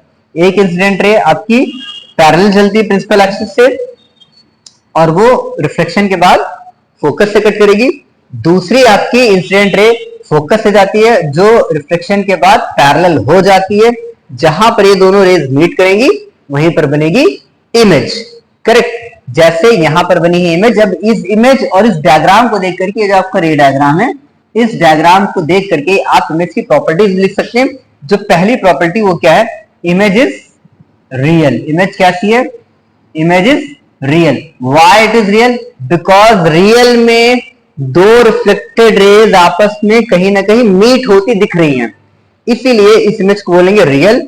साथ ही क्या है, देखिए ऑब्जेक्ट अपवर्ड है, अपराइट है, जबकि इमेज कैसी नीचे है। मतलब अगर आप इस पेन को देख रहे हो मिरर में, इस पेन को जब आप देखोगे कॉनकेव मिरर में सेंटर ऑफ कर्वेचर से पहले की पोजीशन में, तो ये मिरर, ये पेन आपको ऐसे दिखाई देगा, यानी कि इमेज आपकी अपोजिट डायरेक्शन में दिखाई देगी, इनवर्ट डायरेक्शन में दिखाई देगी।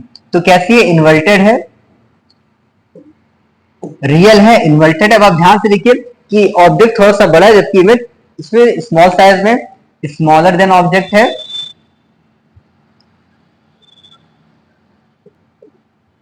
And in front of mirror है, इन फ्रंट ऑफ मिरर है। तो ये पोजीशंस भी आपको, या जो इसकी प्रॉपर्टीज है वो भी आपको, जो इसका डायग्राम है वो देख करके आपको पता चल रहा है, ठीक है। इमेज कैसी है, रियल है, इन्वर्टेड है, स्मॉलर है देन दैट ऑफ ऑब्जेक्ट और इन फ्रंट ऑफ मिरर बनी। बस इसी रूल को आप लगाते जाइए, आपकी इमेज अलग अलग पोजीशंस पर आती जाएंगी। एक आध पोजीशन और देख लीजिए फटाफट जल्दी से, ठीक। अब हम क्या कर रहे हैं, अब हम ऑब्जेक्ट को शिफ्ट करने जा रहे हैं। अब ऑब्जेक्ट को मैंने उठा करके यहां रख दिया है, देखिए सी पर ले आया मैं ऑब्जेक्ट को। अब जरा देखते क्या चेंजेस आते हैं जब ऑब्जेक्ट हमारा सी पर आ जाएगा, सॉरी सी पर रखना है, तो ऑब्जेक्ट को जब मैं सी पर ले रहा हूं तो see that means this point. अब देखते हैं इमेज कहां बनती है, तो ये सारी चीजें तो हट जाएंगी यहां से, ठीक है, ये सारी रेजेस हट जाएंगी।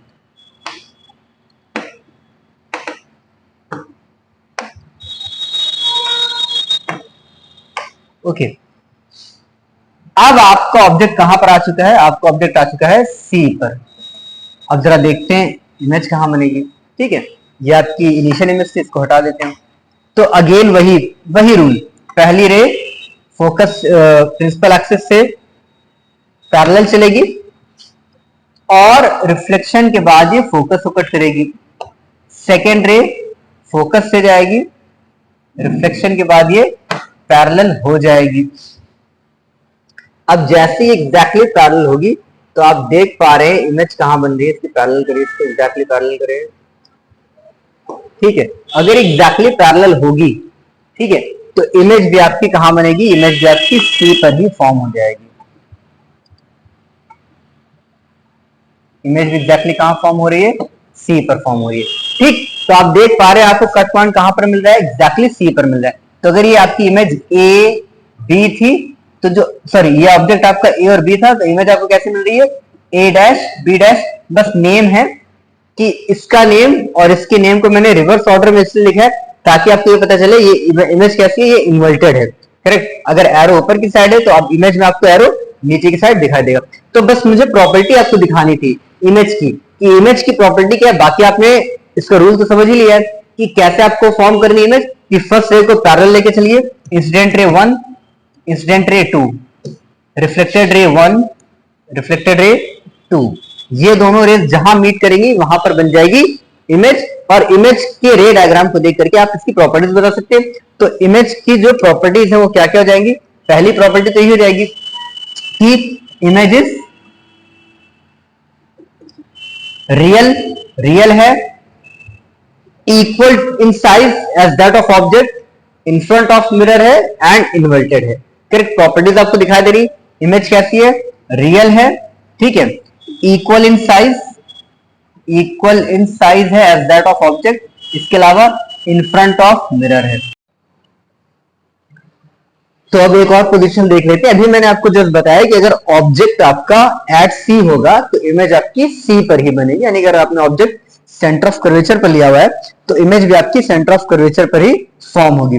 अब एक पोजीशन और आगे बढ़ाते हैं, अगर ऑब्जेक्ट बिटवीन अगर ऑब्जेक्ट आपका बिटवीन सी एंड एफ है तो कहां इमेज बनेगी।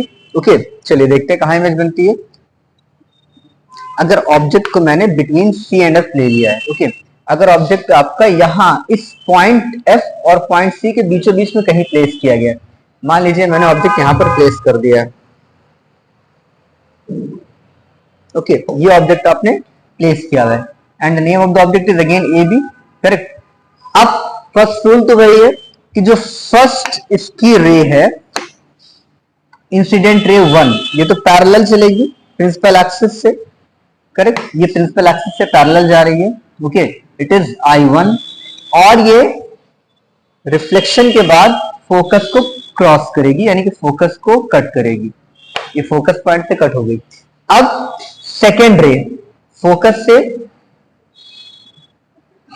निकलेगी, ओके, अब इसको आप कह सकते हैं कि ये थोड़ा सा डाउनवर्ड आप इमेजिन कर सकते हैं। जरूरी है कि अगर आपने मिरर छोटा बनाया हुआ है और ये रे नीचे जा रही है तो आपकी रे का रे डायग्राम बनेगा नहीं, बिल्कुल बनेगा, ठीक।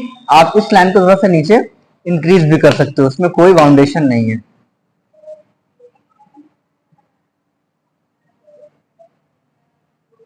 ओके।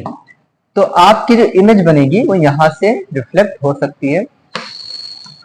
अब देखिए रिफ्लेक्शन के बाद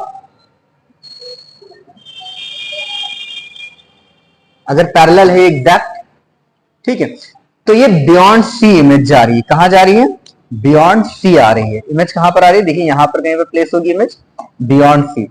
अब देखिए आप इस इमेज फॉर्मेशन में देख पा रहे हैं कि इमेज जो मेरी बनी है, अगर ऑब्जेक्ट आपका कहां है, when object is between C and F, अगर ऑब्जेक्ट आपने सी और एफ के बीच में कहीं लिया हुआ है, अगर ऑब्जेक्ट आपका सी और एफ के बीच में कहीं पर है तो इमेज आपकी बियॉन्ड सी बन रही है, जो कि आप रे डायग्राम से देख पा रहे हैं, करेक्ट। इन्वर्टेड है, आपकी बियॉन्ड सेंटर ऑफ कर्वेचर है, लार्जर इन साइज है, ओके, और रियल तो है ही। तो इमेज की प्रॉपर्टीज अब आपको रटने की जरूरत नहीं है, इमेज को देख करके आप उसकी प्रॉपर्टीज बता सकते हो। सबसे पहले इन्वर्टेड है, ओके, रियल है, लार्जर है and in front of mirror है, इन फ्रंट ऑफ मिरर है, ओके।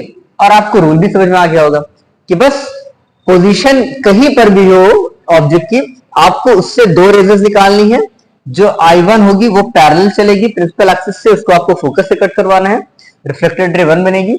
सेकेंड I1 जो होगी, सेकेंड जो आपकी इंसिडेंट रे होगी I2, वो आपकी फोकस से क्रॉस होगी और उसको आप पैरेलल कर देंगे, ये आपकी रिफ्लेक्टेड रे 2 बन जाएगी।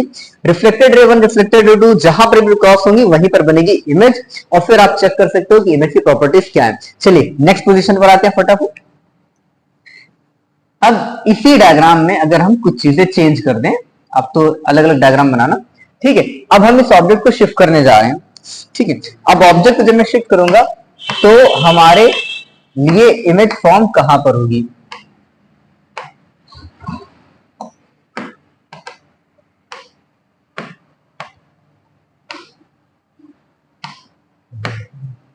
चलिए अब ऑब्जेक्ट, इसी ऑब्जेक्ट को मैं थोड़ा सा आगे शिफ्ट कर रहा हूं। अब हम इसको फोकस पे लेकर के आ रहे हैं, कहां पे लेकर के आ रहे हैं, फोकस पर लेकर के आ रहे हैं।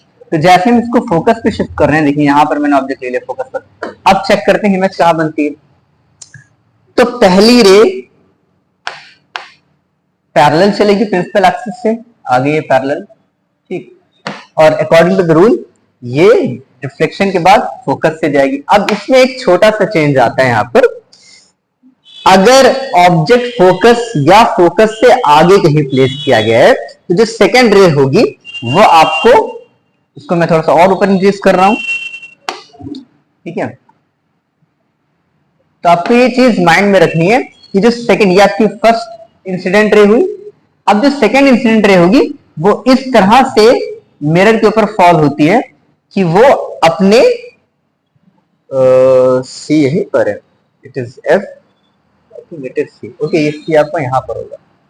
एक बार डिस्टेंस जरा मेजर कर ली जाए इसकी, ये ओके, तो सी पोजीशन आपकी थोड़ी सी रॉन्ग है, सी आपकी यहां पर होगी, ये आपका सी पॉइंट ये है। हाँ, तो मैं ये कह रहा था कि अगर आपका ऑब्जेक्ट फोकस पर या फोकस से आगे कहीं रखा हुआ है तो फर्स्ट रे तो पैरेलल चलेगी और फोकस से ही क्रॉस होगी, बट सेकेंड रे को आप डायग्राम में इस तरह से शो करेंगे कि वो जब मिरर पर फॉल होगी तो वो अपने पाथ को फॉलो करते हुए, यानी कि रिटर्न हो जाएगी वहीं से एग्जैक्टली अपने पाथ को फॉलो करेगी, और कहां से जाएगी वो सेंटर ऑफ कर्वेचर से जाएगी। तो जब आप डायग्राम बनाओगे इसका तो आप इस चीज का ध्यान रखेंगे कि आपका डायग्राम कुछ इस तरह से दिखना चाहिए, करेक्ट।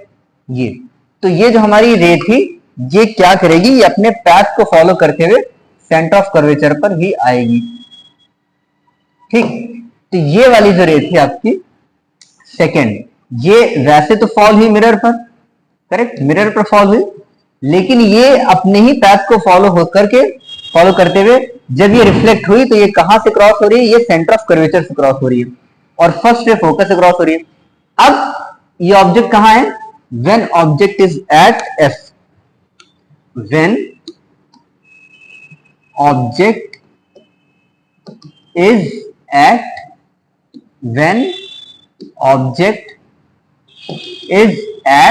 एफ, फोकस पर ऑब्जेक्ट आपने लिया हुआ है। तो आप देख पा रहे हैं कि ये दोनों रेजेस, यानी कि रिफ्लेक्टेड रे 2 और रिफ्लेक्टेड रे 1, ये दोनों एक दूसरे से पैरेलल हो गई हैं, और अगर पैरेलल हो गई है that means they will not meet at any point, ये आगे चलकर किसी भी पॉइंट पर मीट नहीं कर सकती है क्योंकि पैरेलल हो गई है। ऐसा कहा जाता है कि हाँ, कहीं इनफाइनाइट में हो सकता है जाकर के इनकी इमेज फॉर्म हो। अब इनफाइनाइट का मतलब ही क्या होता है, एंडलेस, मतलब ये चलती जाएंगी, इनका एंड नहीं होगा। तो आप कह सकते हैं इमेज इनफाइनाइट पर भी बनेगी या no image will be formed. इस केस में जब ऑब्जेक्ट आपका फोकस पर है तो कोई इमेज नहीं बनेगी। Why? Because both the reflected raise becomes parallel to each other, so they will not meet at any point for the formation of image, correct। अब थोड़ा सा और शिफ्ट करते हैं ऑब्जेक्ट को। अब हम ऑब्जेक्ट को पोल और फोकस के बीच में लेकर के आते हैं। चलिए एक और इसकी पोजीशन देख लेते हैं, लास्ट पोजीशन जल्दी से, फिर हम इसके न्यूमेरिकल पर आएंगे।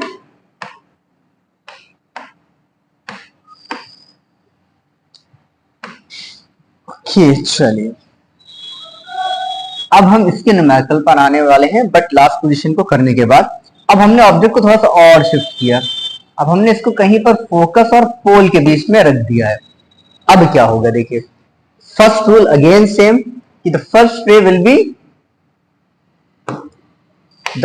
रे will goes parallel, first ray parallel चलेगी, ओके। ये आपकी रे पैरेलल जा रही है, इसको एग्जैक्टली पैरेलल ही बनाना है। ये आपकी पैरेलल हो गई, पैरेलल रे क्रॉस किससे होगी, फोकस से क्रॉस होगी, ये आपकी फोकस से क्रॉस हो गई। अभी मैंने बताया था कि अगर ऑब्जेक्ट एट एफ हो या बिटवीन पी एंड एफ हो, कहीं पर अगर ऑब्जेक्ट कहां हो, बिटवीन पी एंड एफ हो, फोकस और पोल के बीच में कहीं पर ऑब्जेक्ट रखा हुआ है, तो जो सेकेंड इंसिडेंट रे होगी या आपकी फर्स्ट इंसिडेंट रे, जो सेकेंड इंसिडेंट रे होगी वो अपने पैथ को फॉलो करेगी और सेंटर ऑफ कर्वेचर से वो पास होगी। कहां से फॉलो होगी, पास होगी, वो सेंटर ऑफ कर्वेचर से पास होगी, ओके। तो ये रे सेंटर ऑफ कर्वेचर से पास हो रही है। अब ध्यान दीजिए, इसने अपने पैथ को फॉलो किया, ओके, यानी कि मिरर के ऊपर जब गई तो ये सेंटर ऑफ कर्वेचर के रूट पर ही वापस हो चुकी है। ओके, ये देखो। अब अगर आप इसको देखेंगे तो ये रेज भी आगे कहीं मिलेंगे नहीं, मतलब कोई रियल इमेज तो नहीं बनेगी। बट अगर हम इनके पैथ को एक्सटेंड कर दें, अगर हम इनके पैथ को एक्सटेंड कर दें, यानी कि जो रिफ्लेक्टेड रे 1 है और रिफ्लेक्टेड रे 2 है, अगर आप इनके पैथ को पीछे की तरफ एक्सटेंड करेंगे तो इमेज हमें बिहाइंड द मिरर बनती हुई दिखाई दे सकती है। देखिए, अब हम इसको थोड़ा सा एक्सटेंड करते हैं। ये मैंने इनको एक्सटेंड करवा दिया और एक्सटेंड करवाते जाइए जहां तक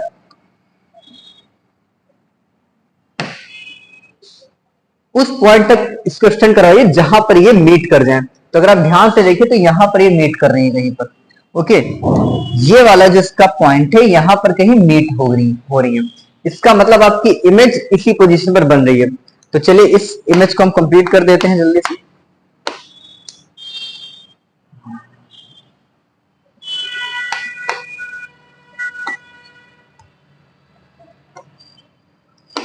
अब अगर इस प्रिंसिपल एक्सिस को आप थोड़ा सा आगे और इमेजिन करें तो ये इमेज आपकी कहां फॉर्म हो रही है? इमेज आपकी बिहाइंड द मिरर फॉर्म हो रही है। कहां फॉर्म हो रही है इमेज आपकी? बिहाइंड द मिरर फॉर्म हो रही है। इमेज आपकी यहां पर कहीं फॉल हो रही है। अब आप देखिए, ऑब्जेक्ट आपका ये है ए बी, इमेज आपकी यहां बन रही है ए डैश बी डैश। इमेज के रे डायग्राम को देख करके ही आप इसकी प्रॉपर्टीज बता पाएंगे कि फर्स्ट प्रॉपर्टी क्या है कि इमेज इज वर्चुअल। इमेज कैसी है? वर्चुअल है। वर्चुअल क्यों है? क्योंकि रियल में कहीं पर भी रिफ्लेक्टेड रेज नहीं मीट कर रही है। इनको हम जब पीछे एक्सटेंड कर रहे हैं तब ये कहीं जाकर के बिहाइंड द मिरर मीट करिए। मतलब इमेज कैसी है? वर्चुअल है, लार्ज है, साइज भी आप देख सकते हैं, ऑब्जेक्ट छोटा है जबकि इमेज इसकी बड़ी है, लार्जर है। इसके अलावा इमेज जो है आपकी वो इरेक्ट है। इरेक्ट का मतलब है अप साइड, आपकी एग्जैक्ट स्ट्रेट है। जिस डायरेक्शन में ऑब्जेक्ट है सेम उसी डायरेक्शन में आपकी इमेज भी बनी हुई है, या आप कह सकते हैं सीधी इमेज बनी हुई है। Okay, and last is behind the mirror बनी हुई है, बिहाइंड द मिरर है। तो ये इमेज की प्रॉपर्टीज है। पहली क्या है? Image will B virtual, larger, erect and behind the mirror. ये इमेज की प्रॉपर्टीज है। अब आई थिंक डायग्राम बनाने का जो प्रोसेस है या डायग्राम बनाने का जो सही तरीका है वो आप समझ चुके हैं। अब न्यूमेरिकल की तरफ हम बढ़ रहे हैं धीरे धीरे, बट न्यूमेरिकल से पहले एक छोटा सा कॉन्सेप्ट जिसको हम मैग्निफिकेशन कहते हैं वो आपको बता देंगे। ओके, तो मैंने आपको क्या बताया कि what is magnification? Magnification is nothing but the relationship between the size of image and the size of object, या height of image and height of object. तो मैग्निफिकेशन क्या है? Magnification m equals to I upon O। Correct. अब I upon O का मतलब हो गया height of object and height of image. इसको आप लिख सकते हैं इसे HI भी कह सकते हैं, इसको आप HO भी कह सकते हैं। HO का मतलब height of image and height of object. अब इसी रिलेशनशिप को आप V और U के फॉर्म में भी लिख सकते हैं। What is V? V क्या होता है? देखिए, V फॉर होता है distance of image, distance of image, यानी कि मिरर से इमेज कितनी दूरी पर बन रही है उसकी डिस्टेंस को हम V से शो करते हैं। और U क्या है? Distance of object. मिरर से ऑब्जेक्ट कितनी डिस्टेंस पर है और वो किस साइड पर रखा हुआ है, लेफ्ट हैंड साइड पर रखा हुआ है, राइट हैंड साइड पर रखा हुआ है, उस डिस्टेंस को हम U से शो करते हैं। करेक्ट। इस एग्जांपल में देखिए, अगर इमेज आपकी हमारी राइट हैंड साइड की तरफ बन रही, कहां से? पोल से राइट हैंड साइड की तरफ बन रही है इमेज। करेक्ट। अगर ये आपका मिरर है तो मिरर से राइट हैंड साइड की तरफ बन रही है, तो आपकी V यहां पर राइट हैंड साइड की तरफ मानी जाएगी। इसकी जो भी डिस्टेंस हो सकती है, 10 सेंटीमीटर हो सकती है, 5 सेंटीमीटर हो सकती है, व्हाटएवर। अब ऑब्जेक्ट कहां रखा हुआ है? पोल से लेफ्ट हैंड की तरफ रखा हुआ है। करेक्ट। तो जो I अपॉन O है वो किसके इक्वल होता है? वो V अपॉन U के इक्वल हो जाता है। मतलब कि perpendicular upon perpendicular is equal to base upon base, आप ऐसे भी कह सकते हैं। करेक्ट। कि आपका एक ये ट्रायंगल बनता हुआ दिखाई दे रहा है, एक ये ट्रायंगल बनता हुआ दिखाई दे रहा है, वो डेरिवेशन का पार्ट है, उसको हम अलग से समझेंगे। अभी आप इतना जान लीजिए कि जो आपका मैग्निफिकेशन होता है वो आई अपॉन ओ के साथ साथ M equals to I upon O के साथ साथ माइनस वी अपॉन यू के भी इक्वल होता है। Okay, minus V upon U के भी इक्वल होता है।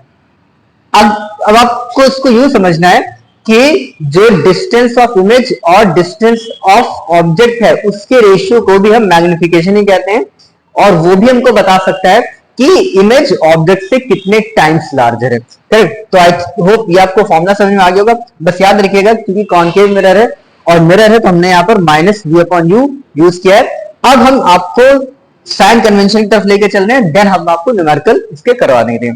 अब साइन कन्वेंशन को आपको कैसे समझना है? देखिए अभी मैंने आपको बताया था कि जब भी आप कोई इमेज के लिए रे डायग्राम बनाएंगे तो आपके पास प्रिंसिपल एक्सिस होनी चाहिए।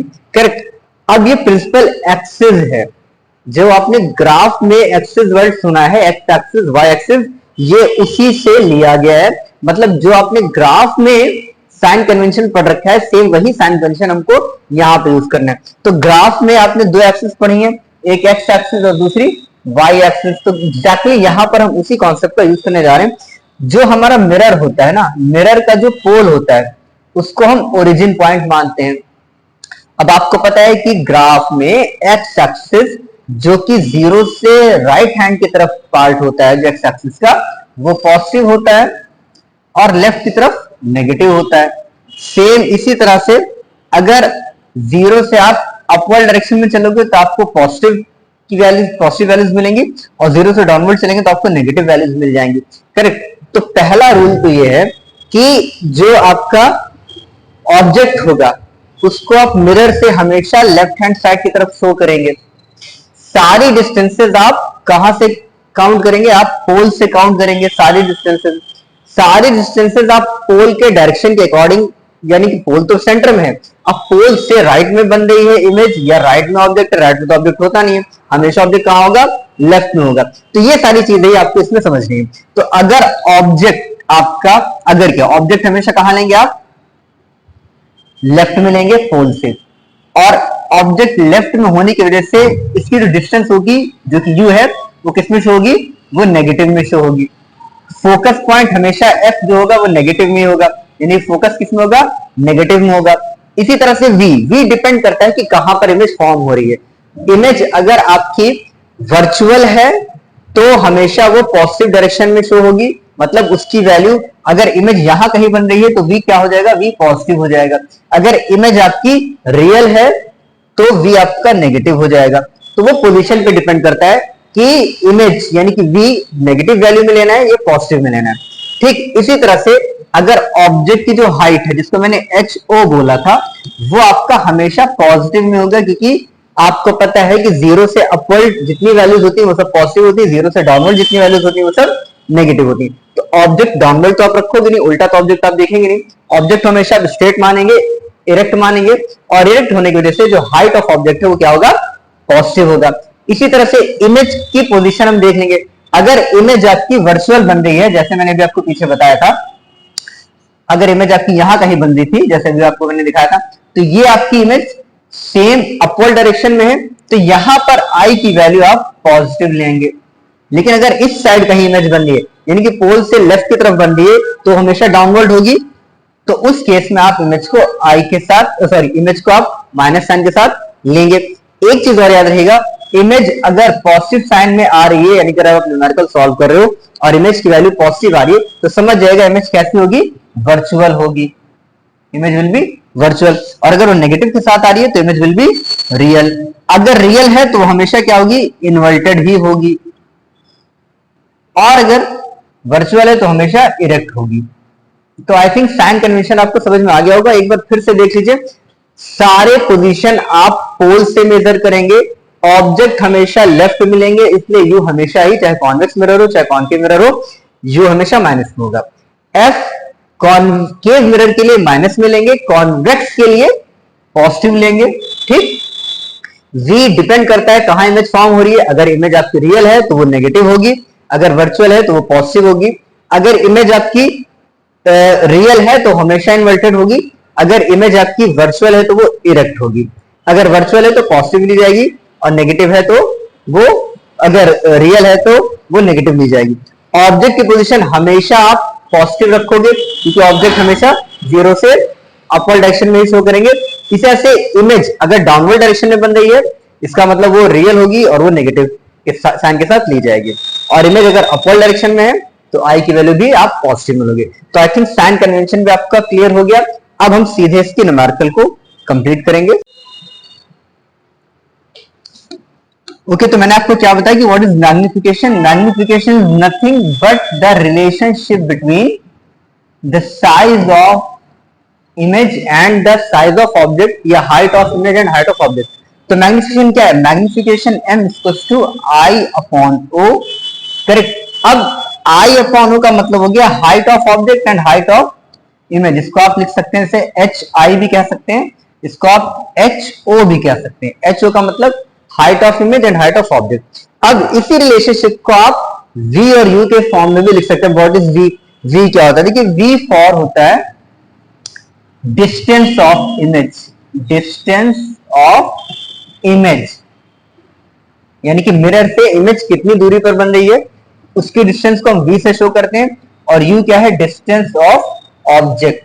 मिरर से ऑब्जेक्ट कितनी डिस्टेंस पर है और वो किस साइड पर रखा हुआ है, लेफ्ट हैंड साइड पर रखा हुआ है, राइट हैंड साइड पर रखा हुआ है, उस डिस्टेंस को हम u से शो करते हैं। करेक्ट। इस एग्जांपल में देखिए अगर इमेज आपकी हमारी राइट हैंड साइड की तरफ बन रही, कहां से? पोल से राइट हैंड साइड की तरफ बन रही है इमेज। करेक्ट। अगर ये आपका मिरर है तो मिरर से राइट हैंड साइड की तरफ बन रही है तो आपकी v यहां पर राइट हैंड साइड की तरफ मानी जाएगी। इसकी जो भी डिस्टेंस हो सकती है 10 सेंटीमीटर हो सकती है, 5 सेंटीमीटर हो सकती है, व्हाटएवर। अब ऑब्जेक्ट कहां रखा हुआ है? पोल से लेफ्ट हैंड की तरफ रखा हुआ है। करेक्ट।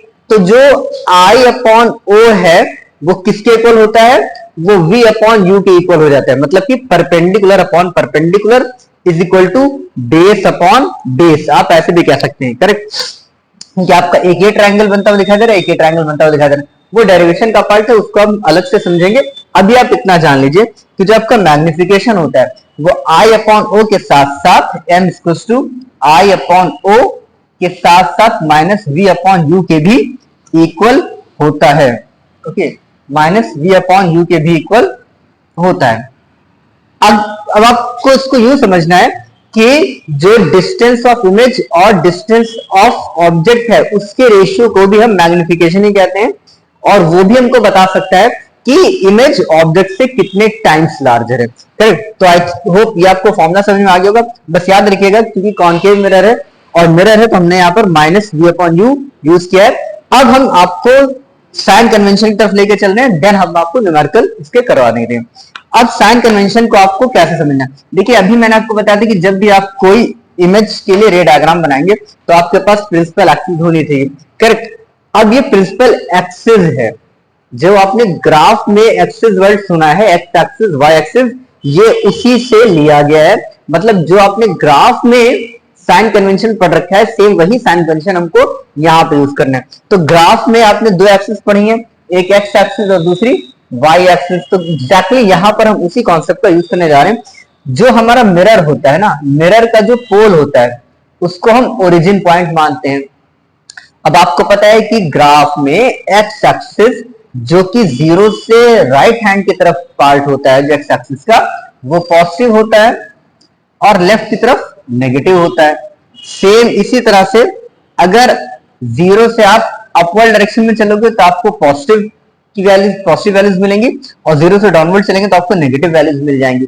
करेक्ट। तो पहला रूल तो ये है कि जो आपका ऑब्जेक्ट होगा उसको आप मिरर से हमेशा लेफ्ट हैंड साइड की तरफ शो करेंगे।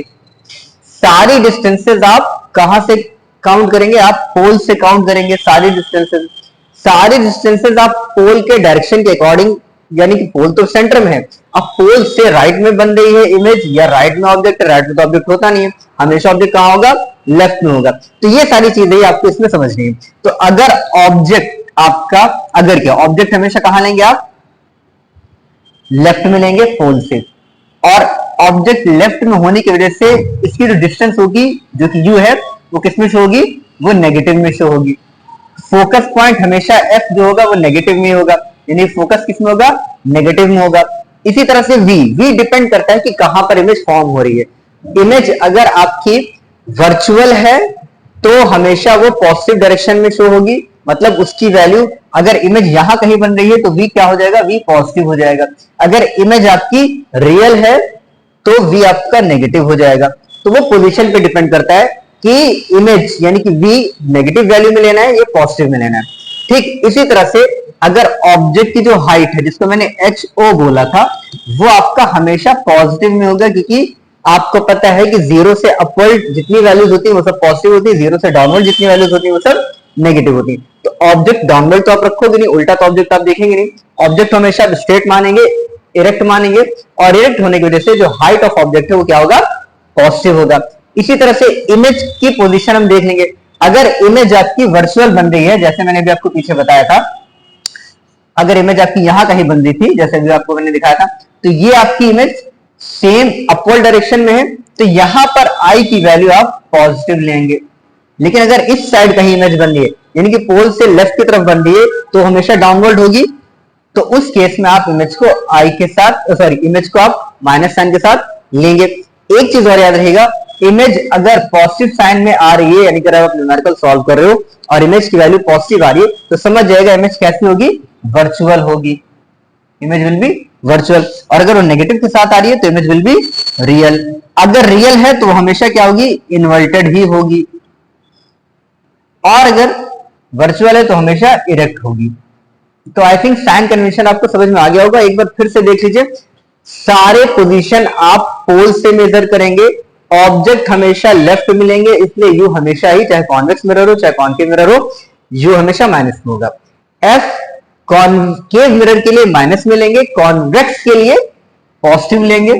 ठीक, v डिपेंड करता है कहां इमेज फॉर्म हो रही है। अगर इमेज आपकी रियल है तो वो नेगेटिव होगी, अगर वर्चुअल है तो वो पॉजिटिव होगी। अगर इमेज आपकी रियल है तो हमेशा इन्वर्टेड होगी, अगर इमेज आपकी वर्चुअल है तो वो इरेक्ट होगी। अगर वर्चुअल है तो पॉजिटिव ली जाएगी और नेगेटिव है तो वो, अगर रियल है तो वो नेगेटिव ली जाएगी। ऑब्जेक्ट की पोजीशन हमेशा आप पॉजिटिव रखोगे क्योंकि ऑब्जेक्ट हमेशा जीरो से अपवर्ड डायरेक्शन में ही शो करेंगे। इसी तरह से इमेज अगर डाउनवर्ड डायरेक्शन में बन रही है इसका मतलब वो रियल होगी और वो नेगेटिव के साइन के साथ ली जाएगी, और इमेज अगर अपवर्ड डायरेक्शन में है तो आई की वैल्यू भी आप पॉजिटिव मिलोगे। तो आई थिंक साइन कन्वेंशन भी आपका क्लियर हो गया। अब हम सीधे इसकी न्यूमेरिकल को कंप्लीट करेंगे और इस चैप्टर के फर्स्ट पार्ट को हम वाइंड अप करेंगे। अच्छा, एक लास्ट चीज जो मैंने अभी नहीं बताई आपको न्यूमेरिकल करने के पहले, वो है फॉर्मूले। तो दो तीन फॉर्मूले आप याद रखिए। फर्स्ट फॉर्मूला क्या है, relationship between V, U and F. तो जो मिरर के लिए हम फॉर्मूला यूज करते हैं 1/f is equals to 1/v plus 1/u, where f is focal length, ये आपको पता होगा। v अभी मैंने आपको बताया डिस्टेंस ऑफ इमेज, करेक्ट, ये आपका डिस्टेंस ऑफ ऑब्जेक्ट। ये तीन चीजें आपने देख ली। फॉर्मूला आपका ये है 1/f is equals to 1/v plus 1/u, जिसमें आप डिपेंड करेगा पोजीशन के अकॉर्डिंग वैल्यूज माइनस में लेना है या पॉजिटिव लेना है। इस तरह से अभी मैंने आपको मैग्निफिकेशन बताया m equals to i upon o equals to minus v upon u। आपको एक ये फॉर्मूला यूज करना है वेयर m इज मैग्निफिकेशन, मतलब इमेज कितने टाइम्स लार्जर है ऑब्जेक्ट से। अब आप न्यूमेरिकल स्टार्ट करेंगे और एक बहुत बेसिक सा फॉर्मूला जो मैंने स्टार्टिंग में बताया था वो है कि जो f इक्वल्स टू होता है वो होता है r अपॉन 2। ठीक, ये तीन फॉर्मूले आपके माइंड में अगर हैं और आपने साइन कन्वेंशन अच्छे से समझ लिया है तो फिर आपके न्यूमेरिकल इजीली सॉल्व हो जाएंगे। क्या हो गया भाई, इसको हैंग कर गया, क्यों हैंग कर जाते हैं भाई बोल्ड।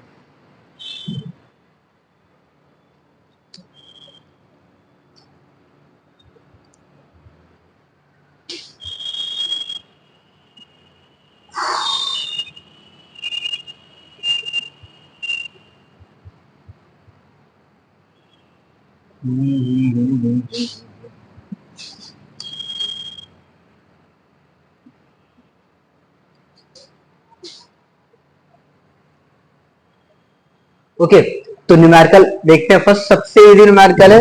अच्छा, न्यूमेरिकल भी बेसिक टू एडवांस लेवल का ही लेके चलेंगे। सबसे पहले सबसे इजी न्यूमेरिकल, फिर थोड़ा सा tough.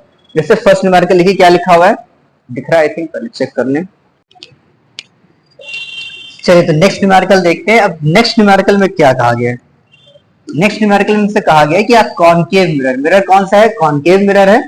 Okay, produces 3 times larger या मैग्निफाइड रियल इमेज। करेक्ट। अब हमें जो 3 टाइम्स दिया गया है, actually this is m, m की वैल्यू कितनी है? 3 है, और ये रियल इमेज है, दैट मीन्स इमेज डाउनवर्ड होगी, तो m किस में हम लेंगे? माइनस में कंसीडर करेंगे। Of an object placed at 10 centimetre in front of it, u की वैल्यू हमारे पास है 10 centimetre. Correct. Where is the image located? चलिए कहां पर इमेज बनेगी? अगर कहीं पूछा जाए where is the image located, तो क्या फाइंड करना है? v फाइंड करना है। हमसे कहा गया कि कॉनकेव मिरर है जो 3 टाइम्स लार्जर इमेज प्रोड्यूस करता है, रियल इमेज है। अगर u की वैल्यू यानी कि वो object in front of mirror 10 centimetre रखा हुआ है, तो बताइए कहां पर बनेगी इमेज? तो चलिए फटाफट इस क्वेश्चन को कर लेते हैं। कहां बनेगी इमेज? देखिए, तो सबसे पहले हमें फाइंड करना है, हमें गिवन क्या है? m, m की वैल्यू कितनी है? m इक्वल है -3, और हम जानते हैं एंड इट इज u -10, ये भी हमारे पास है। हमें फाइंड करना है v, तो we know that m equal to होता है -v/u, और यहाँ पर m की वैल्यू कितनी है? -3। -3 क्यों? क्योंकि इमेज अगर रियल होगी तो m हमेशा नेगेटिव में आप कंसीडर करोगे, इक्वल टू -v/u, और -v हमें फाइंड करना है। u की वैल्यू कितनी है? ये हमारे पास -10, u वैल्यू कितनी है? -10, तो ये माइनस से माइनस कैंसिल हो गया। नाउ v इक्वल टू कितना बचेगा? v equal to 3 into -10, that is -30 centimetre.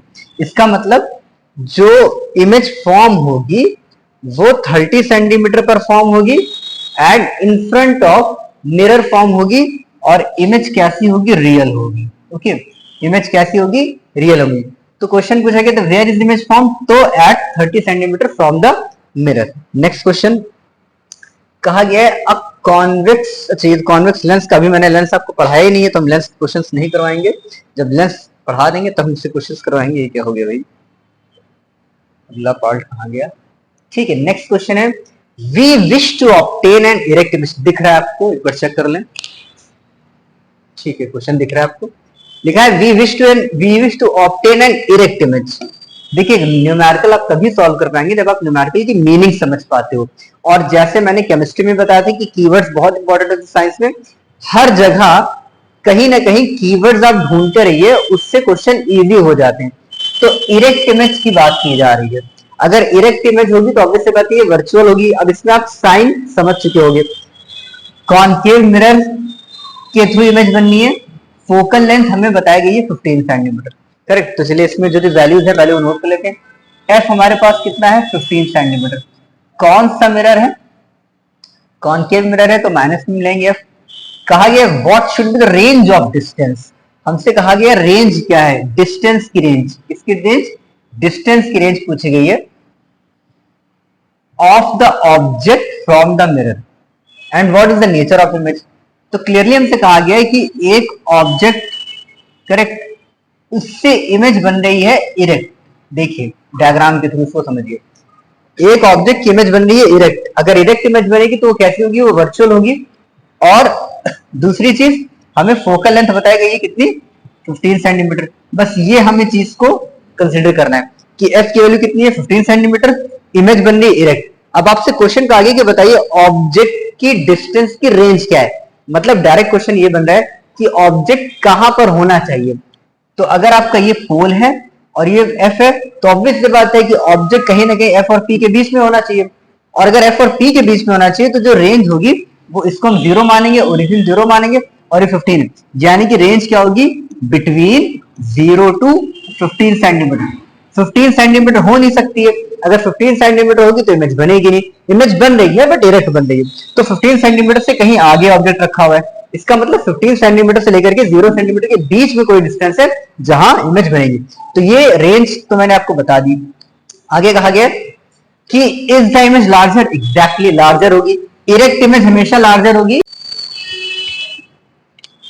Okay, तो नेक्स्ट क्वेश्चन हमारा है an object is placed at a distance of 10 centimetre. Object हमारा कहां रखा हुआ है? 10 सेंटीमीटर पर रखा हुआ है, यानी कि यू की वैल्यू कितनी है हमारे पास? 10 सेंटीमीटर। कौन सा मिरर है? फर्क नहीं पड़ता, माइनस में ही वैल्यू लेंगे, कॉन्वेक्स मिरर है वैसे। एफ की वैल्यू फोकल लेंथ हमारे पास से 15 सेंटीमीटर, क्योंकि कॉन्वेक्स मिरर इसलिए पॉजिटिव। आगे कहा गया फाइंड द पोजीशन, भी हमें फाइंड करना है, एंड नेचर ऑफ इमेज। तो चलिए फॉर्मूला यूज करते हैं 1/f = 1/v + 1/u। क्योंकि मिरर का फॉर्मूला हमेशा पॉजिटिव में ले लेंगे। f कितना है 1/15 = 1/v। u की वैल्यू कितनी हो जाएगी, माइनस और माइनस माइनस प्लस, यानी कि 1/10 यहाँ पर माइनस मिलेंगे। तो यहां से हम 1/v क्या फाइंड कर सकते हैं, 1/15 + 1/10, करेक्ट। ये 15 है, इसको माइनस में समझिएगा, ये कोई लाइन नहीं है, इट इज 15, ओके। ये 15 ही है आपका। अब एलसीएम कितना आ गया, इसके एलसीएम आप ले लीजिए 30, 15 2 जा और +10 3 जा। सो 1/v इसको हो गया, देखिए 3 2 जा, 3 + 2 5 एंड 5 6 जा। तो यहां से हमको v मिल जाएगा, यहां से हमको v मिल जाएगा 1/6, सॉरी 1/v मिल जाएगा 6, दैट इज v बराबर 6 सेंटीमीटर। अब v आप देख पा रहे हो पॉजिटिव आ रहा है, इसका मतलब इमेज कैसी होगी, वर्चुअल होगी। नेचर ऑफ इमेज आपको पता चल गया, और साथ ही साथ पोजीशन मतलब 5 सेंटीमीटर की डिस्टेंस पर बनेगी। आई होप न्यूमेरिकल समझ में आ गया, तो बहुत टफ नहीं है। नेक्स्ट क्वेश्चन पर आते हैं जल्दी से।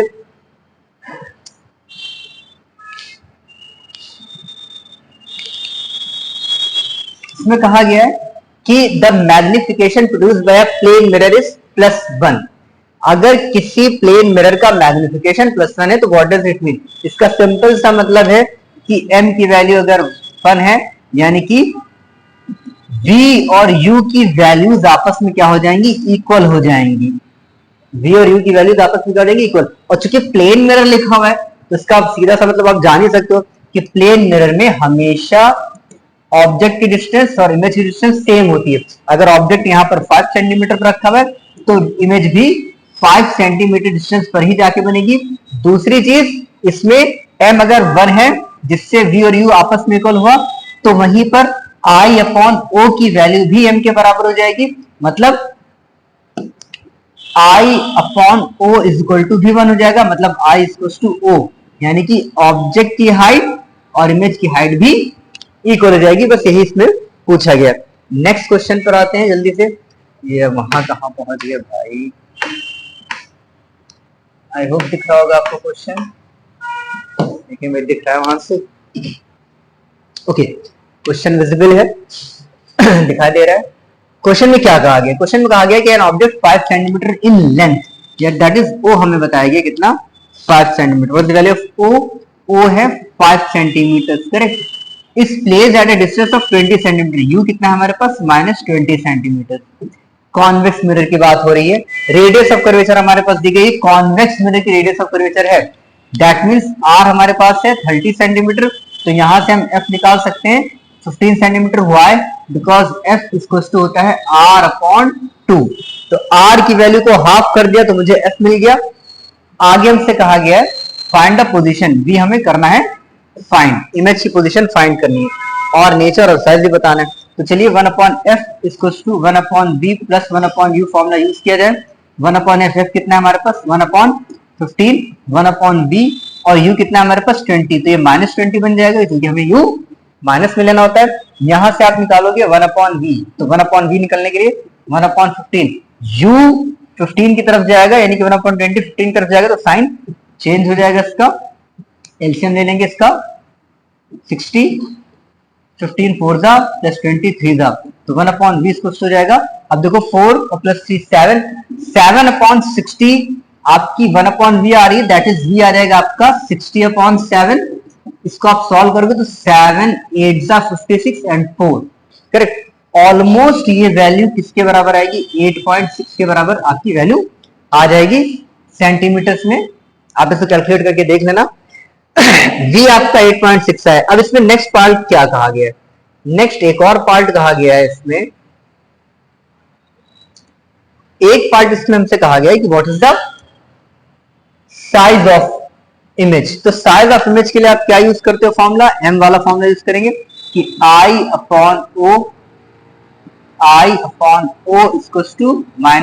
-v/u हम यूज कर सकते हैं। I हमें फाइंड करना है, तो I इसको क्या हो जाएगा, O × -v/u हो जाएगा। बस वैल्यूज पुटअप करिए, आपका आंसर आ चुका है। अब वैल्यूज क्या क्या लेंगे हम, तो ओ, व्हाट इज ओ? ओ कितना गिवन है हमारे पास? ओ है 5 मल्टीप्लाई बाई माइनस वी।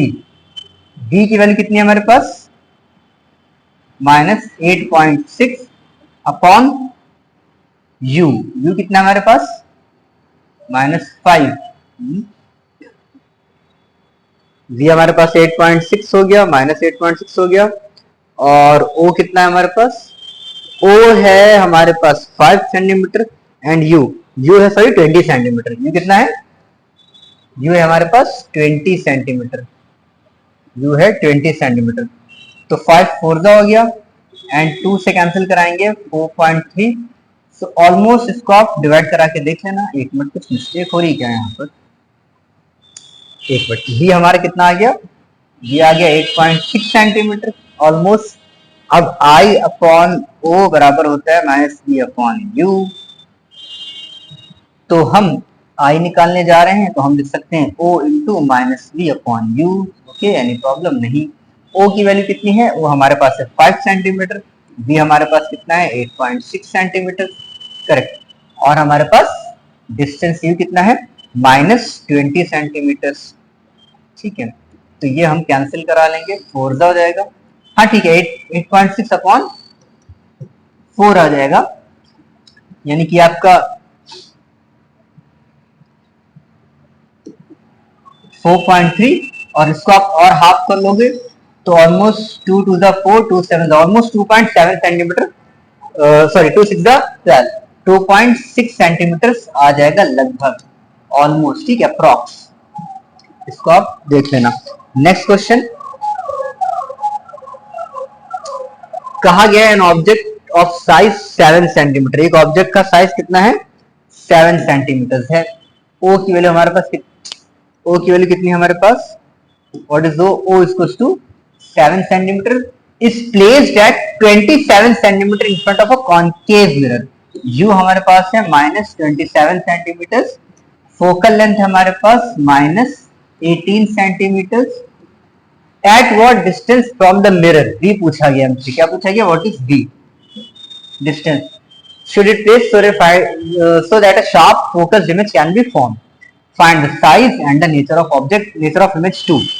तो अगेन u हमारे पास है, हमारे पास हम v फाइंड कर लेंगे कैसे? 1/f equals to 1/v plus 1/u वाला फॉर्मूला यूज करेंगे। सॉल्व करेंगे फटाफट। -1/18 इक्वल्स टू 1/v प्लस, अब देखिए u की वैल्यू माइनस में तो ऑलरेडी हम इसको माइनस ले सकते हैं, 1/-27। v निकालने के लिए हम क्या करेंगे? 1/18 सॉरी 1/27 को हम पॉजिटिव बना लेंगे, हमारा 18 एज इट इज रहेगा। देखिए 1/27 को ट्रांसफर करेंगे, साइड चेंज करेंगे तो ये पॉजिटिव मिल जाएगा। अब इसका एलसीएम हो जाएगा 54, 2 और 3 तो 1/v कितना हो गया? 1/v हमारे पास आ गया -1/54, दैट इज v हमारे पास आ गया -54। एक आंसर तो हमारा ये आ गया। ओके, सेंटीमीटर्स में। अब आगे कहा गया हमें इमेज का साइज भी बताना है। So what is the size of image? तो इमेज के साइज के लिए i upon o equals to -b upon u use करेंगे। i हमें फाइंड करना है, तो i के लिए o into -b upon u। o की वैल्यू कितनी है हमारे पास? o हमारे पास है 7 सेंटीमीटर। 7 v कितना निकाला मैंने? -54, और ये ऑलरेडी माइनस में है तो माइनस में लेंगे। और u हमारे पास कितना है? यू है -27 सेंटीमीटर, -27।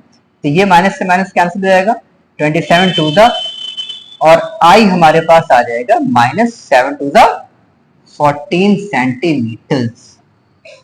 करेक्ट। तो यहां तक आपके न्यूमेरिकल हो गया सॉल्व। v की वैल्यू आपकी आ गई 54 माइनस में, दैट इज इमेज आपकी रियल है, और अगर रियल इमेज है तो वो इन्वर्टेड होगी, और इन्वर्टेड इमेज हमें इस माइनस साइन से भी शो हो रही है। तो ये हो गया नेचर ऑफ इमेज। अब ये चैप्टर आपका हो गया है, अभी तक इसका फर्स्ट हाफ कंप्लीट हुआ है। अभी इसके न्यूमेरिकल हम एक बार और करवाएंगे, कब? जब हम आपका लेंस और रिफ्रैक्शन कंप्लीट करवा देंगे। उसके बाद रिफ्रैक्शन और लेंस के कंप्लीट करने के बाद उसके न्यूमेरिकल होंगे, उसमें हम कॉनकेव मिरर के भी न्यूमेरिकल स्टार्ट करेंगे। उसके बाद एक हम आपको पीवाईक्यू के लिए क्लास देंगे, तब जाकर के आपका ये पूरा चैप्टर कंप्लीट माना जाएगा। और उसके पहले आज मैंने आपको जितना वर्क करवाया है उतना आप रिवाइज करो, न्यूमेरिकल की प्रैक्टिस करिए, और हो सके तो नेक्स्ट टॉपिक को पढ़ करके आइए ताकि नेक्स्ट टॉपिक आपको इजीली समझ में आ जाए। आई होप ये क्लास आपको बहुत अच्छा लगा होगा, तो इसको ऐसे ही देखते रहिए और नेक्स्ट क्लास के लिए रेडी रहिए।